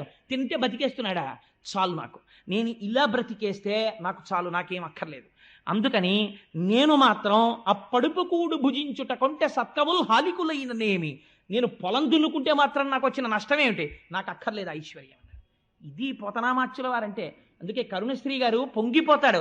గంటమో చేతిలోది ములుగర్రయో చేసెడిది సేద్యమో లేక పద్యమో మంచెయందు కూర్చుంటివో మంచమందో నిలకడ ఇంటిలోనో పంట పొలాననో చేసెడిది సేద్యమా లేక పద్యమా నీకేది ప్రియం వగున్? ఏమయ్యా పోతనా, నేను ప్రశ్న ఇస్తాను చెప్పు. అసలు గంటమో చేత్తో గంటం పట్టుకుని భాగవతం రాశావా? చేతిలోది ములుగర్రయో ఓ కర్ర పట్టుకుని ఎద్దుల్ని అదిలించుకుంటూ పొలం దున్నావా? చేతిలోది ములుగర్రయో చేసేడిది సేద్యమో అక్కడ పంట పండించావా? లేక పద్యమో పద్యాలు రచిస్తూ కూర్చున్నావా? మంచెయందు కూర్చుంటివో పొలంలో మంచె మీద కూర్చున్నావా? ఇంటికెళ్ళి మంచం మీద కూర్చున్నావా? మంచం మీద కూర్చోవడం అంటే ఒక ఆసనం మీద కూర్చుని భాగవతం రాశావా? మంచెయందు కూర్చుంటివో మంచమందో చేసేడిది సేద్యమో లేక పద్యమో. యువతల వ్యవసాయం చేస్తున్నావా? పద్యాలు రాస్తున్నావా? ఎప్పుడు చేసావయ్యా ఇవన్నీ? అసలు నీకు కలమా హలమా నీకేది ప్రియం బగున్? మాకు అర్థం కావట్లేదయా పోతనా, నీకు అసలు హలం నాగలిష్టమా కలం ఇష్టమా చెప్పోసారి మేము పొంగిపోతాం అని ఆయన అన్నారు. కాయలు కాచిపోయినవిలే అరచేతులు వ్రతఘంటపున్ రపిడి చేతనో కరకు నాగలి మేడిని పట్టి సెజ్జమున్ చెయుట చేతనో కవికృషీవలా నీ వ్యవసాయ దీక్షకాహాయని ఇంతలేసి కనులు అర్పక చూసిరిలే దివౌకసుల్ అన్నారు. దేవతలు కనురెప్ప వెయ్యరు. కరుణశ్రీ గారు అన్నారు, దేవతలు కనురెప్ప ఎందుకు వెయ్యరో నాకు ఇప్పుడు అర్థమైందన్నారు. మహానుభావుడి చేతులు కాయలు కాసిపోయాయి పోతన గారివి. ఆ నాగలి మేడి పట్టుకుని భూమిని దున్నడం వల్ల కాయలు కాసిపోయాయా, లేకపోతే ఘంటం పట్టుకుని భాగవతం అదే పనిగా రచించడం వల్ల చేతులు కాయలు కాసిపోయాయా? పోతనా, ఇది తెలుసుకోవాలని నీ చేతుల వంక కనురెప్ప వేయకుండా దేవతలందరూ చూస్తున్నారయ్యా. అటువంటి చేతులయ్యా పోతనా చేతులు. అటువంటి చేతులకి నేను నమస్కరిస్తున్నానయ్యా అని పొంగిపోయారు. అటువంటి మహానుభావుడు మన తెలుగుదేశంలో పుట్టినటువంటి వాడు, ఆంధ్రదేశంలో అంతగా భగవద్భక్తికి నోచుకున్నవాడు. భాగవతంబు తెలిసి పలుకుట కష్టంబు శూలికైన దమ్మి చూలికైన విభుధ జనుల వలన వినినంత కనినంత తెలియవచ్చినంత తెటపరుతూ. ఎంత వినయంగా చెప్పుకున్నాడో చూడండి. భాగవతం ఎవరు చెప్పగలరు? భాగవతం చతుర్ముఖ బ్రహ్మ చెప్పలేడు. జ్ఞానమనకు ఆలవాలమైన పరమశివుడు చెప్పలేడు. ఒక్కొక్క కోణంలో ఒక్కొక్క అర్థం వస్తుంటుంది. కానీ విభుధ జనుల వలన వినినంత కనినంత, మహాపండితులైనటువంటి వారి దగ్గర నేను విన్నది చదువుకున్నది ఏదుందో దాన్ని, నాకు అర్థమైన దాన్ని, నాకు శారదాదేవి ఏమి కృప చేసిందో దాన్ని నేను చెప్పుకుంటున్నాను అన్నారు. ఆయన అంటారు, అమ్మలగన్నయమ్మ ముగురమ్మల మూలపుటమ్మ చాలా పెద్దమ్మ సురారులమ్మ కడుపారడి బుచ్చినయమ్మ తన్ను లోనమ్మిన వేల్పుటమ్మల మనంబున ఉండెడియమ్మ దుర్గ మాయమ్మ కృపబ్ధినిచ్చుట మహత్వ కవిత్వ పటుత్వ సంపదలు. విజయవాడ కనకదుర్గమ్మ తల్లి కోవెల్లో రాజద్వారం మీద ఇప్పటికీ ఈ పద్యం రాసి ఉంటుంది. నాకు అక్కడికి వెళ్ళినప్పుడల్లా పోతన గారు జ్ఞాపకానికి వచ్చి పొంగిపోతుంటాను. ఆయన అంటారు, అమ్మలగన్నయమ్మ ముగురమ్మల మూలపుటమ్మ. ఈ పద్యం పైకి ఒకలా కనపడుతుందండి, కానీ మీకు నేను ఒక రహస్యం చెప్తున్నాను ఇవాళ. మీరు తెలిసి కానీ తెలియక కానీ పోతన గారు రాసిన పద్యాలు కొన్ని నోటికొచ్చి మీరు చదివారనుకోండి, సద్య ఫలితాన్ని ఇచ్చేస్తాయి. ఎందుకంటే మీరు కొన్ని కొన్ని చదవకూడదు, మీరు కొన్ని కొన్ని చెయ్యకూడదు. నేరుని శ్రీచక్రాన్ని ఇంట్లో పెట్టి పూజ చెయ్యగలరా? చెయ్యలేరు, పక్కన గురువు ఉంటే తప్ప. అది మన వల్ల కాదు. లేదు, మీరు బీజాక్షరాల్ని ఉపాసన చెయ్యగలరా? చెయ్యలేరు, కష్టం. కానీ పోతన గారు ఈ దేశానికి బహూకరించిన గొప్ప కానుకేమిటో తెలుసా అండి? మీరు ఆ పద్యాన్ని మామూలుగా పైకి అర్థం తీయండి. అమ్మలగన్నయమ్మ ముగురమ్మల మూలపుటమ్మ చాలా పెద్దమ్మ. అటువంటి తల్లి, అమ్మల్ని కన్నటువంటి అమ్మ ఎవరుందో, చాలా పెద్దమ్మ ఈ లోకంలో ఎవరుందో అటువంటి తల్లి వేల్పుటమ్మల మనంబున ఉండెడి అమ్మ. దేవతా స్త్రీలైనటువంటి వారి యొక్క మనస్సుల యందు ఏ అమ్మవారుందో అటువంటి అమ్మని మహత్వ కవిత్వ పటుత్వ సంపదల్, ఈ నాలుగింటి కోసం నమస్కరిస్తున్నాను. అటువంటి దుర్గ మాయమ్మ, ఆ దుర్గమ్మ మా అమ్మ. ఇది ఆయన చెప్పింది కదండి. నేనంట, మీరు చెయ్యలేనటువంటి ఒక చాలా కష్టమైనటువంటి పనిని పోతన గారు చాలా తేలికగా మీకు ప్రమాదం లేని రీతిలో మీతో చేయించేయడానికని ఇటువంటి ప్రయోగం చేశారు అంటున్నారు. మీరు ఆలోచించండి, ఒక పిల్లవాడు ఉంటాడు, ఓ చిన్న పిల్లవాడు, వాడు ఆ పని చెయ్యలేడు. ఒక ఉదాహరణ చెప్తాను. ఓ చిన్న పిల్లవాడు ఉన్నాడు, 3 ఏళ్ల పిల్లాడో 4 ఏళ్ల పిల్లాడు. వాడికి కోరిక, రైలు నేను ఎక్కుతాను నాన్న, నన్ను ఎక్కించద్దు, నేను ఎక్కుతానంటాడు. వాడు ఎక్కగలడా రైలు? ఒక్కనాటికి ఎక్కలేడు. తండ్రి ఏం చేస్తాడంటే వెనకాతలుండి జాగ్రత్తగా పట్టుకుని వాడికి కనపడకుండా వెనక నుంచి మెల్లిగా ఎత్తి మెట్లెక్కించి లోపలికి పంపించేస్తే వాడు లోపలికి వెళ్ళిపోయి ఇటు తిరిగి తప్పట్లు కొడతాడు, నాన్నగారండి రైలు ఎక్కేశానంటే. తండ్రికి తెలుసు వెనక నుండి ఎక్కించిన వాడిని నేనేనని. ప్రమాదరహితము చేసి ఎక్కించిన తండ్రిలా పోతన గారు చేసిన ప్రయోగం చెప్తాను ఈ పద్యంలోంచి. మీరు చూడండి, అమ్మలగన్నయమ్మ. ఈ మాట ఎక్కడదండి?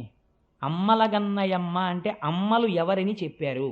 మీరు లలితా సహస్రంలో శ్రీమాత అంటే శకార రకార ఈకారముల చేత సత్వ రజస్తమోగుణాధీశులైనటువంటి బ్రహ్మశక్తి, విష్ణుశక్తి, రుద్రశక్తులైనటువంటి పార్వతీ, రుద్రాణి, లక్ష్మీదేవి, సరస్వతీదేవి, ఈ ముగ్గురికి అమ్మ. ఈ 3 శక్తులను త్రిమూర్తులకు ఇచ్చినటువంటి పెద్దమ్మ అమ్మ ఎవరున్నదో ఆయమ్మ అంటే లలితాపరాభట్టారికా స్వరూపం. ఆ అమ్మవారికి దుర్గా స్వరూపానికి భేదం లేదు. అందుకని అమ్మలగన్నయమ్మ, ముగురమ్మల మూలపుటమ్మ. ఆ ముగురమ్మలే మనం మహాలక్ష్మి, మహాసరస్వతి, మహాకాళీ స్వరూపంగా కొలుస్తాం కదా. ఈ ముగురమ్మల మూలపుటమ్మ చాలా పెద్దమ్మ. ఈ మాట చూడండి, చాలా గమ్మత్తైన మాట. చాలా పెద్దమ్మ. ఏమిటి చాలా పెద్దమ్మ? దీన్ని మీరు సంస్కృతంలోకి తీసుకెడితే ఆ మాట ఏమవుతుందో తెలుసా అండి? మహాశక్తి. అండపిండ బ్రహ్మాండములంతటా నిండిపోయినటువంటి శక్తి స్వరూపం ఎక్కడుందో, మీరు ఒక చామంతి పువ్వు పట్టుకుంటే అందులోంచి పైకొస్తున్నటువంటి ఇంత చిన్న గొంగళి పురుగు ఇలా ఇలా కదులుతుంటుంది. దానికో 2 కళ్ళు, దానికో మెదడు. మీరు చామంతి పువ్వుకి వెనకాతల ఉన్న కాడ పెట్టి ఆ పురుగుని ఇలా అన్నారనుకోండి, అది ఉన్న బలంతో గబగబగబ పాకేస్తుంటుంది. అంటే దానికి ఏమైనా జరుగుతుందేమో, నేను బతకాలని కోరిక.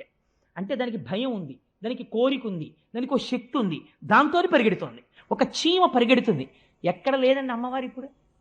ఎంత దయాస్వరూపిణి! ఈ గొంగళి పురుగులో నేను ఉండడం ఏమిటి అని అనకుండా ఆవిడ గొంగళి పురుగులో ఉంది.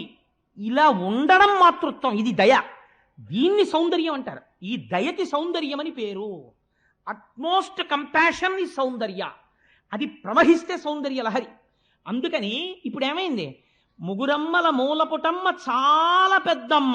ఈ అండపిండ బ్రహ్మాండములంతటా నిండిపోయి ఈ భూమిని తిప్పుతూ, లోకములను తిప్పుతూ, ఇవన్నీ తిరగడానికి కారణమైనటువంటి అమ్మవారు ఎవరుందో ఆ అమ్మ ముగురమ్మల మూలపుటమ్మ చాలా పెద్దమ్మ. ఈవిడ సురారులమ్మ కడుపారడి బుచ్చినయమ్మ. సురారి అంటే దేవతలకి, అరి అంటే శత్రువులైనటువంటి వాళ్ళ యొక్క అమ్మ. దితి. దితి అయ్యో అని ఏడిచేటట్టుగా ఆవిడికి కడుపు శోకాన్ని మిగిల్చింది. అంటే రాక్షసులు నశించడానికి కారణమైనటువంటి అమ్మ. దేవతల్లోకి శక్తిగా ఇవిడు ఉండకపోతే రాక్షసులు ఎలా మరణించారు?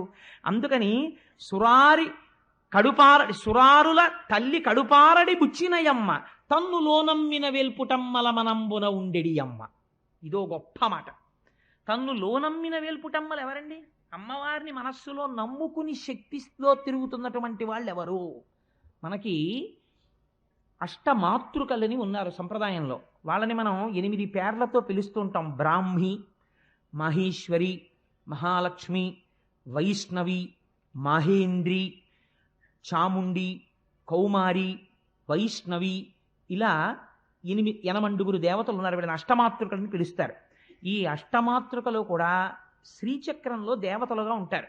వీళ్ళు నిరంతరము అమ్మవారిని లోపల కొలుస్తూ అమ్మవారి వలన శక్తిని పొంది మనని ఉద్ధరిస్తుంటారు. ఈ 8 మనం కొలుస్తూ ఉంటాం. రక్తాంబరాం, రక్తవర్ణాం, రక్త సౌభాగ్య సుందరాం, వైష్ణవీం శక్తిమద్భుతాం అంటారు దేవి భాగవతంలో వ్యాస భగవానుడు. ఈ 8 శక్తినిచ్చినటువంటి అమ్మవారెవరో ఆవిడ వేల్పుటమ్మల మనంబున ఉండెడి అమ్మ దుర్గమాయమ్మ. ఈ దుర్గమ్ముందే లలితాపరాభట్టారిక ఆ యమ్మ మా యమ్మ. ఇప్పుడు ఏం చెయ్యాలి? నాకు కృపాబ్ధినిచ్చుట, నాకు దయతో ఇవ్వాలి. నాకు అర్హత ఉందని ఇవ్వక్కర్లేదు, నాకు ఇచ్చేయాలి దయతో. ఏమిటివ్వాలి? మహత్వ, కవిత్వ, పటుత్వ సంపదల్. మీరు సాధారణంగా అమ్మవారికి శాక్తేయ ప్రణవములు అని కొన్ని బీజాక్షరాలు ఉన్నాయి. ఓం, ఐం, హ్రీం, శ్రీం, క్లీం, సౌ అని ఈ 6 శాక్తేయ ప్రణవములు అని పిలుస్తారు. వీటిని, ఆ బీజాక్షరాల్ని, బీజాక్షరం అంటేనే చంద్రశేఖర పరమాచార్య స్వామి అంటారు లెటర్ ప్రెగ్నెంట్ విత్ సౌండ్ అంటారు. దాన్ని ఎలా పడితే అలా ఉపాసన చెయ్యకూడదు. కాబట్టి మీరు చెయ్యగలరా? అన్ని వేళలా చెయ్యలేం. కానీ ఇప్పుడు పోతన గారు ఒక గొప్ప ప్రయోగం చేశారు. కృపాబ్ధినిచ్చుట మహత్వ. మహత్వానికి బీజాక్షరం ఏమిటండి? ఓం.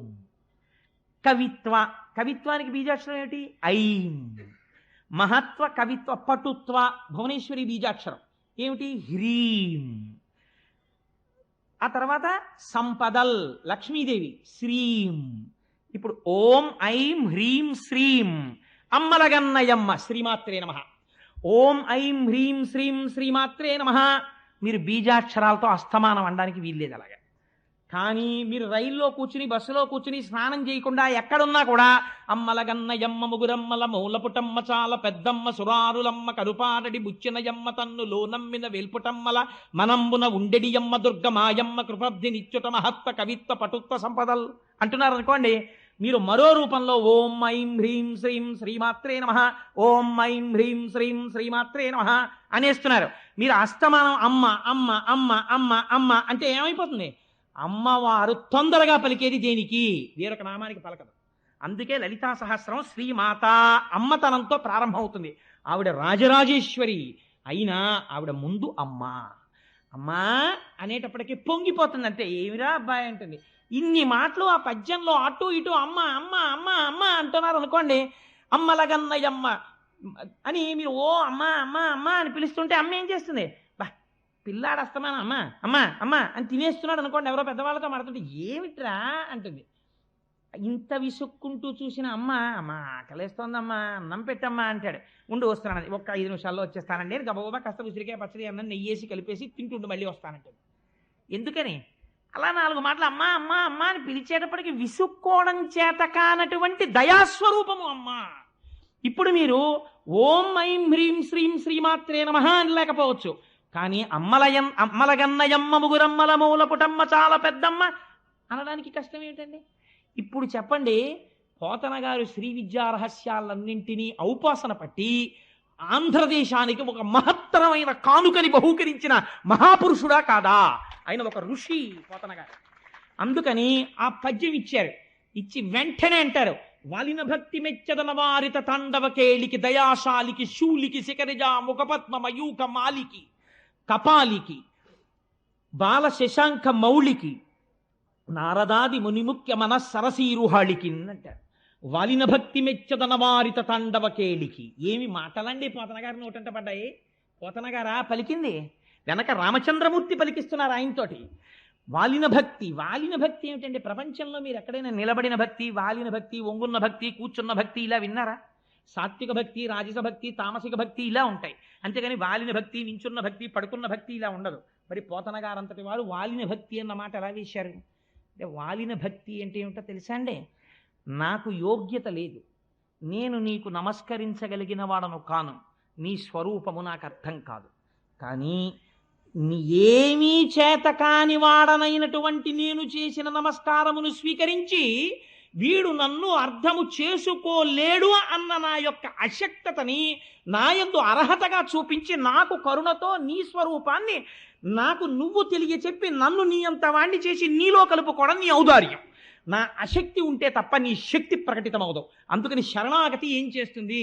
నీ దౌర్బల్యము చేత ఈశ్వరుడి శక్తిని ఆవిష్కరింపజేస్తుంది. లేనినాడు ఈశ్వరుడి యొక్క కరుణ ఆవిష్కరింపబడడానికి అవకాశం ఎక్కడుంది? శరణాగతి లేకపోతే. శరణాగతిలో భక్తుడి యొక్క వినయము ప్రకటితమవుతుంది, భగవంతుడి యొక్క దయ ప్రకటితమవుతుంది. ఇప్పుడు శరణాగతి చేస్తున్నారు ఎవరికి? తాను ఏ పరమేశ్వరుణ్ణి నమ్మారో ఆ శంకరుడికి నమస్కరిస్తున్నారు. ఎక్కడ చూపించారండి భేదం పోతన గారు? పలకలా కృష్ణ కథ. వాలిన భక్తి అంటే ఏమిటో తెలుసా అండి? మనం సాష్టాంగ నమస్కారం చేస్తాం ఈశ్వరుడికి పూజ అంతా అయిపోయిన తర్వాత. అప్పుడు ఒక మాట చెప్తాం, స్వామి ఉరసా శిరసా దృష్ట్యా మనసా వచసాస్తథా పద్యాః కరాభ్యాం కర్ణాభ్యాం ప్రణామోష్టాంగముచ్యతే అని. స్వామి చూశావా, నేను నీ ముందు వాలిపోయి నేల మీద పడి నా గుండెలు తగిలేట్టు, నా తల తగిలేటట్టు, నా కన్నులు తగిలేట్టు, నా చెవులు తగిలేటట్టు, నా చేతులు తగిలేటట్టు, నా పాదములు తగిలేటట్టు నేను భూమి మీద పడి నమస్కరిస్తున్నాను అంటే శరణాగతి.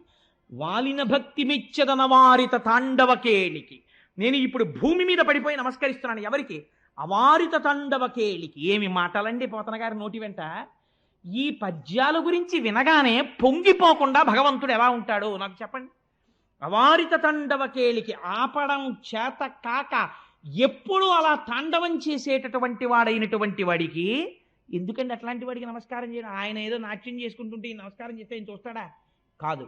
ఎందుకు ఆ మాట అంటున్నారో తెలుసా అండి? పోతన గారు ఏమడిగారు? శివారాధన చేసి ఐశ్వర్యం అడగలేదు, జ్ఞానం అడిగారు, మోక్షం అడుగుతున్నారు. అందుకని ఇప్పుడు తాండవకేళికి కైలాసం అన్న పేరు ఎందుకు వచ్చిందో తెలుసా అండి? కేళి అంటే ఆనందము సంస్కృతంలో, కైలము అంటే ఏమిటో తెలుసా అండి? ఆనందముల యొక్క సమూహము. ఆనందముల యొక్క సమూహమునకు ఆలవాలమైన ప్రదేశము కైలాసము.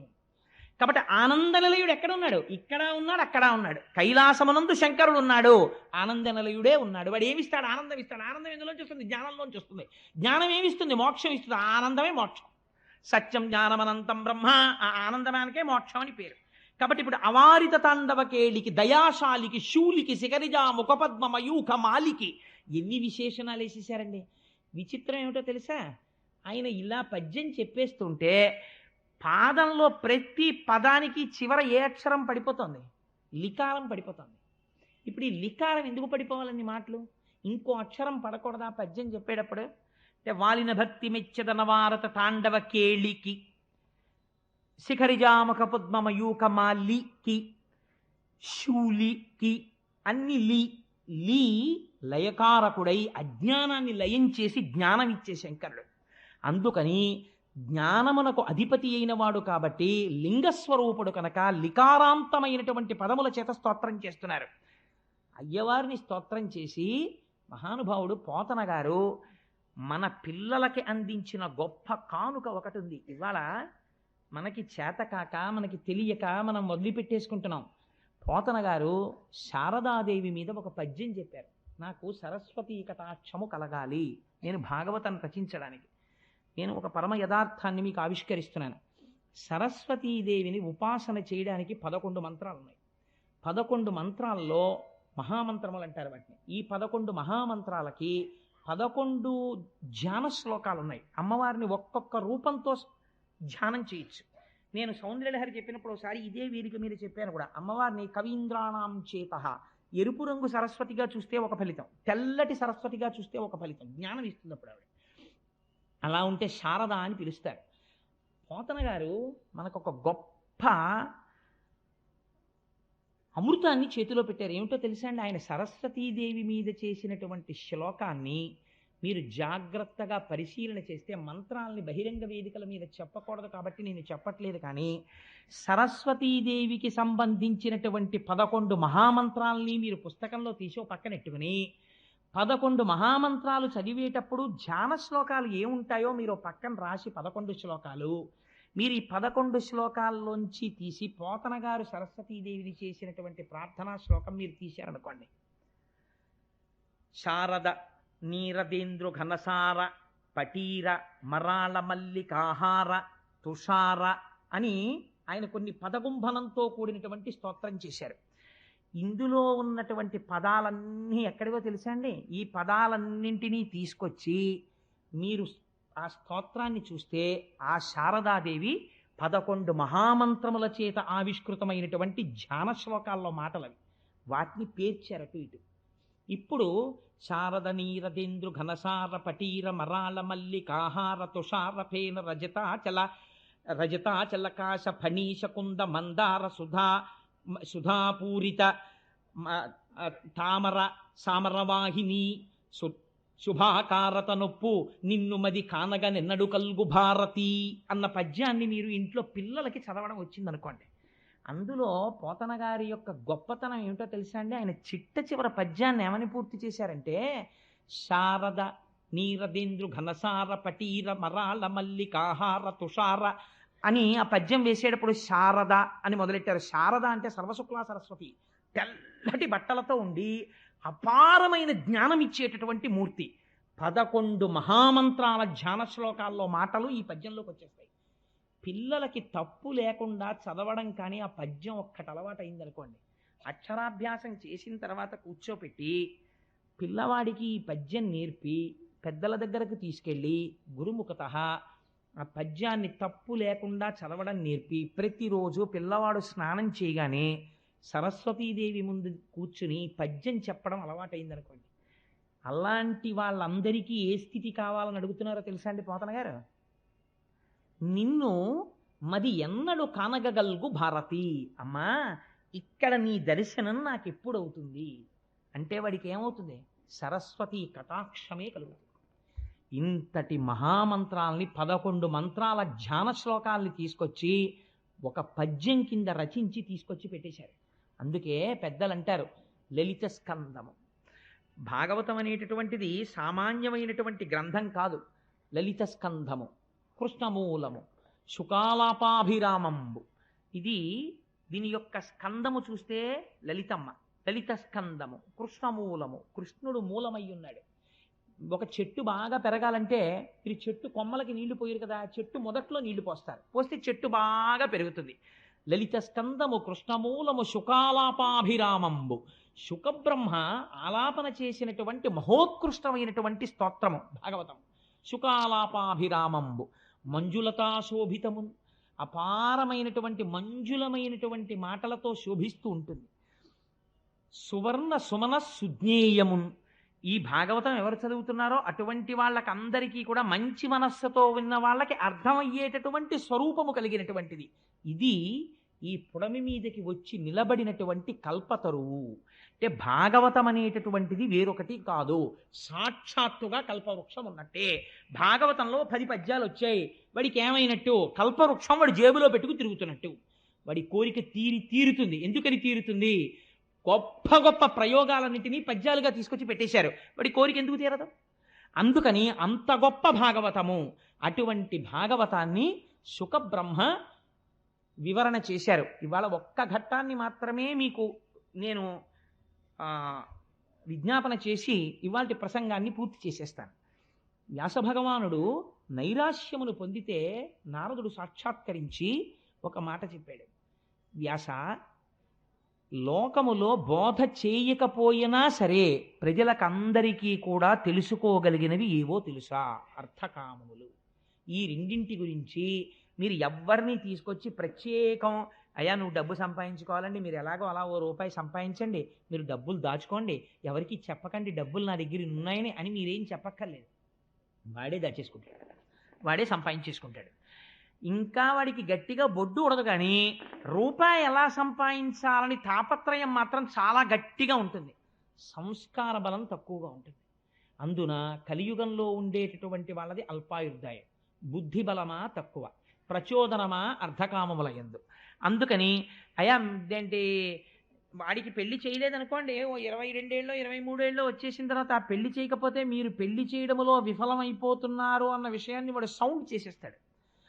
ఇదేంటి నా ఈడువాడు వాడికి పెళ్ళి అయిపోయి అప్పుడే కొడుకమ్మా అంటాడు అమ్మ దగ్గరికి వచ్చి. అంటే ఏమిటి? అమ్మ నా సంగతి మీరు పట్టించుకోవట్లేదు అని చెప్పి ఇంకా శ్రద్ధ చేసేసారనుకోండి, వాడు వచ్చేస్తాడు నమస్కారం పెట్టడానికి ఎప్పుడప్పుడు. అందుకని అర్ధకామములను గురించి ప్రత్యేకంగా ఎవరికి ఏమీ బోధ ఏం చెయ్యక్కర్లేదు. చెయ్యవలసిన బోధ దేని గురించి అంటే భగవత్ సంబంధమును గురించి, భక్తి గురించి బోధ చెయ్యాలి. నారదుడు చెప్తున్నాడు. ఎందుకో తెలుసా? అర్ధకామముల యందు తిరుగుతూనే ఉంటాడు. రోగం ఎక్కడ పుట్టింది అని అడిగింది శాస్త్రం. అన్నంలోంచి పుట్టింది అని చెప్పారు. రోగం ఎక్కడి నుంచి వస్తుందండి? బీపీ వచ్చింది ఆయనకి. ఎందుకు వచ్చింది? చింతకాయ పచ్చడి అంటే ఇష్టం, ఆవకాయ అంటే ఇష్టం, నిమ్మకాయ అంటే ఇష్టం, బాగా పుల్లటివి బాగా కారంగా ఉన్నవి, మిరప్పళ్ళ పచ్చడి అంటే ఇష్టం. తిన్నాడు బీపీ వచ్చింది. డాక్టర్ గారు చూసి అంటాడు, మిరప్పళ్ళ పచ్చడి తినకండి, కారాలు తినకండి, ఉప్పు తినకండి, చప్పిడి తినండి అంటాడు. కానీ ఇప్పుడు ఆయనకి తెలుసు అది విషము, తింటే బీపీ వచ్చేస్తుందని తెలుసు. కానీ ఆయన ఏం తింటాడు? ఏం పర్వాలేదులేవే, ఆయన అలాగే చెప్తాడు, ఓ ముద్ద పెడదు అని చెప్పి కాస్త మిరప్పళ్ళ పచ్చడి అన్నం తినేస్తాడు. ఇప్పుడు ఆయన ఏం తింటున్నాడు? రోగమును పెంచుకుంటున్నాడు. ఎందుకు పెంచుకుంటున్నాడంటే రోగం పెరుగుతోందని ఆయన తెలియక తింటున్నాడని మీరు అనుకుంటున్నారా? తెలుసు ఆయనకి. ఎందుకు తింటున్నాడో తెలుసా? రసేంద్రియమును నిగ్రహించలేకపోయాడు. శరీరమే పోతుందిరా అని తెలిసినా సరే, రోగం వచ్చేస్తుందిరా అని తెలిసినా సరే నిగ్రహించలేకపోయాడు. ఎందుకు నిగ్రహించలేకపోయాడు? ఈ బలహీనత కొన్ని కోట్ల జన్మల నుంచి తరుగుతోంది నిన్నలాగా. డబ్బు పిచ్చ, ఈ ఇంద్రియాల పిచ్చ తరుగుతూనే ఉన్నాయి. అలాగా వాటికి వశుడు అయిపోతూనే ఉన్నావు. అయినా సరే ఒక బురదలో పడిపోయిన వాడు బురద నీటిని తీసుకొని స్నానం చేసేసాడు అనుకోండి, తల నిండా అమ్మయ్య స్నానం చేసేసానండి అని అనుకోండి. ఇప్పుడు ఏమిటి జరుగుతుంది? వాడికి అది శుద్ధి అయిపోయింది. ఏమిటి? అమ్మాయి ఎవరైనా స్నానం చేసా వచ్చి ఇంట్లోకి అంటారా? అందరూ ఒరినీయ సాధ్యం కొల, నువ్వు పడిపోయింది బురదలో, నువ్వు ఒడ్డుకొచ్చి మళ్ళీ చెంబుతో బురద నీళ్ళు తీసుకుని మళ్ళీ మీద పోసుకున్నావు, స్నానం అయిపోయింది అంటున్నావు. ఎలా అవుతుంది? స్నానం అవదు, నువ్వు దగ్గరికి వెళ్ళి పోసుకో అంటావు. నీవు ఇంద్రియముల చేత తరమబడి కొన్ని కోట్ల జన్మలు ఎత్తిన వాడివి మళ్ళీ ఇంద్రియాలకి సంబంధించిన సుఖాలనే తీసుకెళ్లి శరీరానికి ఇస్తుంటే నువ్వు ఎప్పుడు ఉత్తమ లోకాలని పొందుతావు, ఉత్తమ గతుల్ని పొందుతావు? పొందలేవు. కాబట్టి ఇప్పుడు నీకు మంచినీటి స్నానం కావాలి. మంచినీటి స్నానం ఎవరు చేయిస్తారు? ప్రేమ ఉన్న అమ్మ చేయిస్తుంది. ప్రేమ ఉన్న అమ్మ ఎవరు? వ్యాసుడు. ఆయన చేయించాలి. అందుకని భాగవతం ఇచ్చాడు ఆయన. ఇప్పుడు చెప్తున్నాడు నారదుడు వ్యాసుడికి, నువ్వు పాండవులు కౌరవులు ఎలా కొట్టుకున్నారో, రాజ్యాలు ఎలా వచ్చాయో వీళ్ళకి ఎందుకయ్యా, వాళ్ళకన్నా వీళ్ళకి బాగా తెలుసు. నీకు తెలుసా? అనవసరం అవన్నీ. వాడు భారతం ఏమీ చదవకుండా దుర్యోధనుడి కన్నా అహంకారంతో తిరగలడు. ధృతరాష్ట్రుడి కన్నా బాగా పక్కింటి వాడికి తెచ్చి దాచేసుకోగలడు. భారతం ఎందుకు? నువ్వేమన్నా ప్రయత్నపూర్వకంగా భగవంతుడి గురించి ఏమైనా చెప్తావా? చెప్తే ఈ జన్మలో వీడు చేసుకున్నటువంటి ఇంద్రియ లౌల్యం వీడిని వచ్చే జన్మలలో హీనోపాధులలోకి తీసుకుపోతుంది. భగవంతుడికి ఏమి రాగద్వేషాలు ఉండవండి. నేను ఒక మాట చెప్తే మీరు మనస్సులో ఏమనుకోకండి, నేను ఒక యథార్థం చెప్పడం కోసమని మీకు నేను చెప్తాను. మీరు దాని గురించి విచారణ కోసం నేను చెప్తున్నాను అంతే. మీరు మరోలా భావించకండి. నా ఎందు పరమ పవిత్రమైన వేదిక మీద అసహ్యకరమైన విషయాలు ప్రతిపాదించవలసిన అవసరం నాకు లేదు. ఒక వ్యక్తికి కామము బాగా ఉండిపోయింది అనుకోండి, ఆ వ్యక్తి నోటి వెంట రాకూడని మాట ఒకటి వస్తుంటుంది. మీరు విని ఉంటారు. వృద్ధాప్యం వచ్చేసిన తర్వాత వార్ధక్యంబున మోహమూర్ఖతలచే వాతాది రోగాలచే వ్యర్థం వైజడు వాక్ప్రవాహములచే వాత్సల్య చిత్తంబుచే అర్ధధ్యానముచే మహాభ్రమతచే హాస్య ప్రసంగాలచే స్వార్థం వే పరమార్థమై చెడుదురి స్వార్థ ప్రజల్ శంకర. వాడికి కామ ఉండిపోయింది. ఉండిపోతే వాడు పైకి చెప్పలేక 70 ఏళ్ళు వచ్చేసిన తర్వాత మంచి పంచె కట్టుకుని వచ్చాడు అనుకోండి, తాతయ్య పెళ్లి కొడుకులో ఉన్నావు అన్నారు అనుకోండి సరదాకి ఎవరో. అంటే అమ్మా అలా అనకూడదు, పెళ్లి కొడుకులా ఉన్నావు అనుకో. నన్ను చూడగానే ఏమండి మిమ్మల్ని చూడగానే త్రివేణీ సంగమంలో స్నానం చేసినటువంటి ఫలితం కనిపించేటటువంటి ఒక మంచి ఉపాసనా బలం పొందుతున్న వాళ్ళే ఉన్నారను. అది శరీరానికి సరిపోతుంది. ఇంకా నేను పెళ్లి కొడుకునేమిటమ్మా అందవాడు. వాడు ఏమంటాడంటే నాకు పిల్లనిచ్చే వాళ్ళెవరు అంటారు. అంటే వాడికి ఎంత కడుపులో బాధ ఉందో చూడండి. అంటే 80 ఏళ్ళు వచ్చాయి వాళ్ళు అలా అన్నారేమిటి నన్నని వాడు బాధపడలేదు. నిజంగా నేను పెళ్లి కొడుకులా ఉంటే పిల్లని ఎందుకు ఇవ్వరు, హాయిగా వాళ్ళు సంబంధాలు చూస్తారేంటి, తాతగారు మీరు చేసుకోండి అని తీసుకొచ్చి నాకు ఇవ్వచ్చు కదా అని వీడికి కడుపులో బాధ. ఈ బాధ ఉంటే ఏమవుతుందని చెప్పిందో తెలుసా అండి శాస్త్రం? వీడు పైకి చెప్పలేడు, అదొక ధూర్తతనం వచ్చేస్తుంది వృద్ధాప్యంలో. కానీ అది సావదు కామం. సావకపోతే ఏమైపోతుందంటే వృద్ధాప్యంలో అంత్యమునందు వీడికి ఇంకా వ్యామోహం ఉండిపోతుంది. ఉండిపోతే ఈశ్వరుడు ఏం చేస్తాడంటే, మీకు భాగవతంలోనే ఒక చోట వచ్చేస్తుంది, స్త్రీ ఉపాధిని ఇస్తారు. అప్పుడు ఎందుకు ఇస్తారు? మీరు ఆ విశ్వరూప హత్య జరిగినప్పుడు, ఆ విశ్వరూప హతము జరిగినటువంటి ఆఖ్యానమును విన్నప్పుడు మీకు అర్థం అవుతుంది. అందులో స్త్రీ స్వరూపాన్ని ఇస్తారు. ఇచ్చిన తరువాత ఈ స్త్రీ యందు ఎటువంటి బుద్ధి కలుగుతుందంటే వెలయాలికి ఉండేటటువంటి బుద్ధి కలుగుతుంది. ఎప్పుడూ కూడా కామముతో తిరుగుతుంటుంది. రూపము ఉండి 10 మంది పురుషులను ఆకర్షిస్తుంది. ఆకర్షించిన కారణం చేత శరీరమునకు పటుత్వం ఉడిగిపోయి శరీరములోంచి చీవు నిరంతరము స్రవించేటటువంటి వ్రణములు బయలుదేరి అందులోంచి క్రిములు కింద పడుతుంటాయి. అంత దూరంలో ఉంటే ఇక్కడే పుల్లటి కంపు రావడం మొదలవుతుంది. కంపు రావడం మొదలెడితే ఎవరు దగ్గరికి వెళ్ళరు. ఇప్పుడు ఈవిడికి ఏ విటుడితో తిరిగిందో ఆ విటుడే అంత దూరం నుంచి వెళ్ళిపోతుంటాడు ఉత్తరీయం అడ్డు పెట్టుకుని. అప్పుడు బాధపడుతుంది. ఎంత బాధపడాలో తెలుసా అండి? అంత బాధపడ్డ తర్వాత అప్పుడు ఆ కామం పోతుంది. అంత బాధ వాళ్ళు పడకుండా నేను చూడాలి, నేను వ్యాసుడనైనందుకు. కాబట్టి వీళ్ళు, నేను కేవలము కామము గురించి మాత్రమే చెప్పాను, అర్థం గురించి నేను చెప్పలేదు ఇంకా. కానీ ఇలా వీళ్ళు ఎన్ని జన్మల నుంచి బాధపడుతున్నారో. కాబట్టి ఇది ఉత్తర జన్మకి వెళ్లకుండా ఆపేదొకటి నేను వీళ్ళకి ఇవ్వాలి. కాబట్టి వ్యాస నువ్వేమి ఇవ్వాలో తెలుసా? భగవద్భక్తికి సంబంధించిన విషయం అందించు. వాడు తెలిసో తెలియకో వచ్చి విన్నాడు. విన్నంత మాత్రం చేత ఈశ్వరుడు ఏం చేస్తాడో తెలుసా అండి? వీడు భాగవతం విన్నాడని ఖాతాలో రాస్తాడు. రాసి హీనోపాధిలోకి వెళ్ళిపోకుండా ఈ ఫలితాన్ని అడ్డుపెట్టి మంచి జన్మ వైపుకి తిప్పుతాడు. భాగవత శ్రవణం ఒకనాడు ఒక ఉత్తముని యొక్క ఇంట్లో పుట్టి భగవద్భక్తి వైపుకి మారుస్తుంది. అందుకని ఒక మంచి మాట చెప్పు తప్ప నువ్వు మళ్ళీ అర్ధకామముల గురించే మాట్లాడితే కావ్యమునకు ప్రయోజనమేమి? హరినామ స్మృతి లేని కావ్యము వృధా, దాని వలన ఏ విధమైనటువంటి ఉపయోగము ఉండదు. హరినామ స్మృతి చేయు కావ్యము మానస సరోవరం లాంటిది. కానీ హరినామము చెప్పనటువంటి కావ్యము విచిత్రార్థాన్వితం వయ్యు. ఎంత గొప్ప అర్థాలతో నువ్వు చెప్పు, అది తద్దినం పెట్టిన చోటుకి కాకులు వచ్చేటటువంటి రేవు లాంటిది.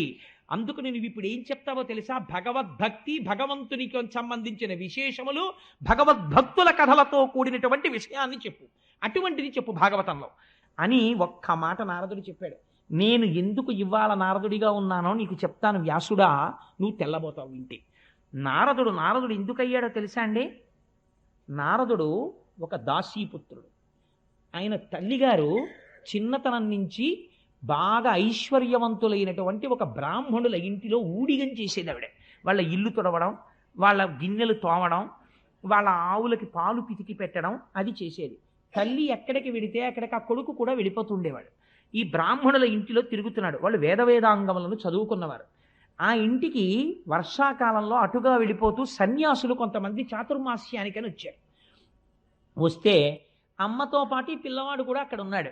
ఒరే, రోజు నువ్వు స్నానం చేసేసి పొద్దున్నే కాస్త వాళ్ళకి పీటలు వేయడం, దర్భాసనాలు వేయడం, వాళ్ళ మడిబట్టలు తీసుకురావడం, ఇలాంటి పనులు చేస్తూ ఉండరా అన్నాడు యజమాని. నారదుడు రోజు స్నానం చేసి వీళ్ళకి ఆ బట్టలు తీసుకొచ్చి అక్కడ పెడుతుండేవాడు. వాళ్ళు సన్యాసులు. సన్యాసులంటే లోకమంతటా పరబ్రహ్మమును చూసేవాళ్ళు. దాసీపుత్రుడు అని కూడా వాళ్ళు చూడలేదు. వాళ్ళు 2 గొప్ప వరాలు ఇచ్చారు నారదుడికి. ఏమిటో తెలుసా అండి? 5 సంవత్సరముల పిల్లవాడు తమకి చేస్తున్నటువంటి సేవ చూసి వాళ్ళు తినగా మిగిలినటువంటి ఉచ్ఛిష్టాన్ని నారదుడికి ఇచ్చేవారు. ఇది నువ్వు తిను అని. వాళ్ళు మహాభాగవతులు. వాళ్ళు తినగా మిగిలినటువంటి భాగవత శేషాన్ని తిన్నారు. వాళ్ళు మధ్యాహ్నం అయ్యేటప్పటికీ నాట్యం చేస్తుండేవారు, సంతోషంతో పాటలు పాడుతూ. నేను విశాఖపట్నంలో శారదాపీఠంలో మత్తూరు నుంచి వచ్చినటువంటి సంస్కృత పండితుల్ని చూస్తుండేవాడిని. వాళ్ళ పిల్లలు కూడా ఇంతంత పిల్లలు కూడా సంస్కృతంలో మాట్లాడతారు. మా దొరగారు చూసినట్టున్నారు. ఇంత పిలకలు పెట్టుకుని తెల్లవారకట్ట లేచి సంధ్యావందనం చేసుకుని అభిషేకాలు చేసుకుని అవి చదువుకుంటుంటారు. వాళ్ళ ఆడవాళ్ళు కచ్చా పోసి పట్టుచీరలు కట్టుకుని సౌందర్యలహరి ఎంత బాగా చదువుతుంటారో. రాత్రి అయ్యేటప్పటికి ఇన్ని పాలు తాగి 2 పళ్ళు తిని పడుకుంటుంటారు. ఇంతంతెత్తున బ్రహ్మవర్చస్సు ఉట్టి పడిపోతూ ఉంటారు వాళ్ళు. అలా ఆ వచ్చిన సన్యాసులు పొద్దున్న లేవడం, భగవంతుణ్ణి అర్చన చేసుకోవడం, ఆ వేదాంగాలు చదువుకోవడం, చర్చ చేసుకోవడం, మధ్యాహ్నం అయ్యేటప్పటికి భగవంతుణ్ణి స్మరిస్తూ నాట్యం చెయ్యడం, పొంగిపోవడం చేసేవారు. ఈ పిల్లాడికి ఏం తెలియదు. కూర్చుని వాళ్ళ వంక చూసి ఎంత బాగుందో ఎంత బాగుందో అని పొంగిపోతుండేవాడు. ఆఖరికి చాతుర్మాస్యం అయిపోయింది. వాళ్ళు వెళ్ళిపోతున్నారు. వాళ్ళు ఏమి ఇస్తారండి? ఇప్పుడు ఒక సన్యాసి వెళ్ళిపోతూ తనకి సేవ చేసిన వాడికి ఏమిచ్చి వెళ్ళిపోతాడు? అబ్బాయి నువ్వు ఈ 1000 రూపాయలు ఉంచుకోరా అని సన్యాసి ఇవ్వడు కదా. అందుకని ఇప్పుడు వెళ్ళిపోతూ పిలిచి నిష్కపటత్వంబున సదాచారుండనై, నాకేమీ తెలియకపోయినా ఏ కాపట్యం లేకుండా మనస్సులో వాళ్ళ మీద ఉన్నటువంటి అపారమైన భక్తి చేత నే సేవించగా నిష్కారుణ్యంబున, వాళ్ళందరూ కూడా కారుణ్యమని చెప్పడానికి కూడా లేదు, అంత వాత్సల్య చిత్తంబుతో వాళ్ళు నన్ను పక్కన కూర్చోపెట్టి ఉపదేశించిరి నాకు ఈశ్వర రహస్యోదార విజ్ఞానమున్. వాళ్ళ ఆఖరణ దగ్గర కూర్చోపెట్టుకుని, ఒరే అబ్బాయి నేను మీకు ఇంతకన్నా ఏం చెయ్యగలనరా? అపచారంబులు లేక నిత్య పరిచర్యాభక్తియుక్తుండనై చపలత్వంబును మానినే కులువగా సంతుష్టులై వారు నిష్కపటత్వంబున దీనవత్సలతో కారుణ్య సంశీలురై ఉపదేశించిరి నాకు ఈశ్వర రహస్యోదార విజ్ఞానమున్.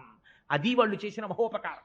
ఒరే నువ్వు రోజు లేచి మాకు ఉపకారం చేశావు, మాకు సేవ చేశావు, రా నీకు జ్ఞానం చెప్తామని కూర్చోపెట్టుకుని వాళ్ళకి కృష్ణ పరమాత్మ మీద 12 మహామంత్రాన్ని ఉపదేశం చేసేసి, ప్రణవోపదేశం చేసేసి, ఆ పిల్లవాడికి కూర్చోపెట్టి ఈ లోకమునందు మాయ ఎలా ఉంటుందో సత్యం ఎలా ఉంటుందో చెప్పేశారు.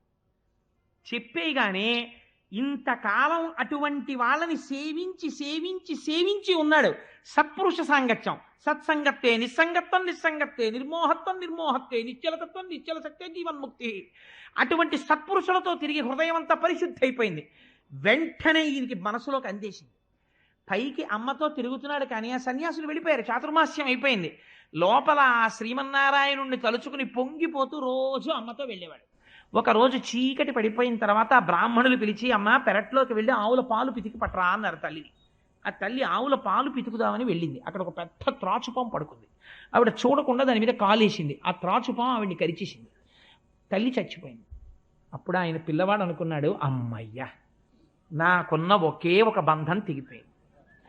అమ్మ అన్నదొకటి ఉండడం వల్ల నేను ఈ ఇంట్లో అమ్మతో పాటు తిరగవలసి వచ్చింది. ఇంక ఇప్పుడు నేను స్వేచ్ఛా విహారిని, అంతటా ఈశ్వరుణ్ణి చూస్తూ వెళ్ళిపోతానని వెళ్ళిపోయాడు. ఎందుకని? ఉపదేశించిరి నాకు ఈశ్వర రహస్యోదార విజ్ఞానవన్. అలా వెళ్ళిపోయి ఒక మహారణ్యంలోకి వెళ్ళిపోయాడు.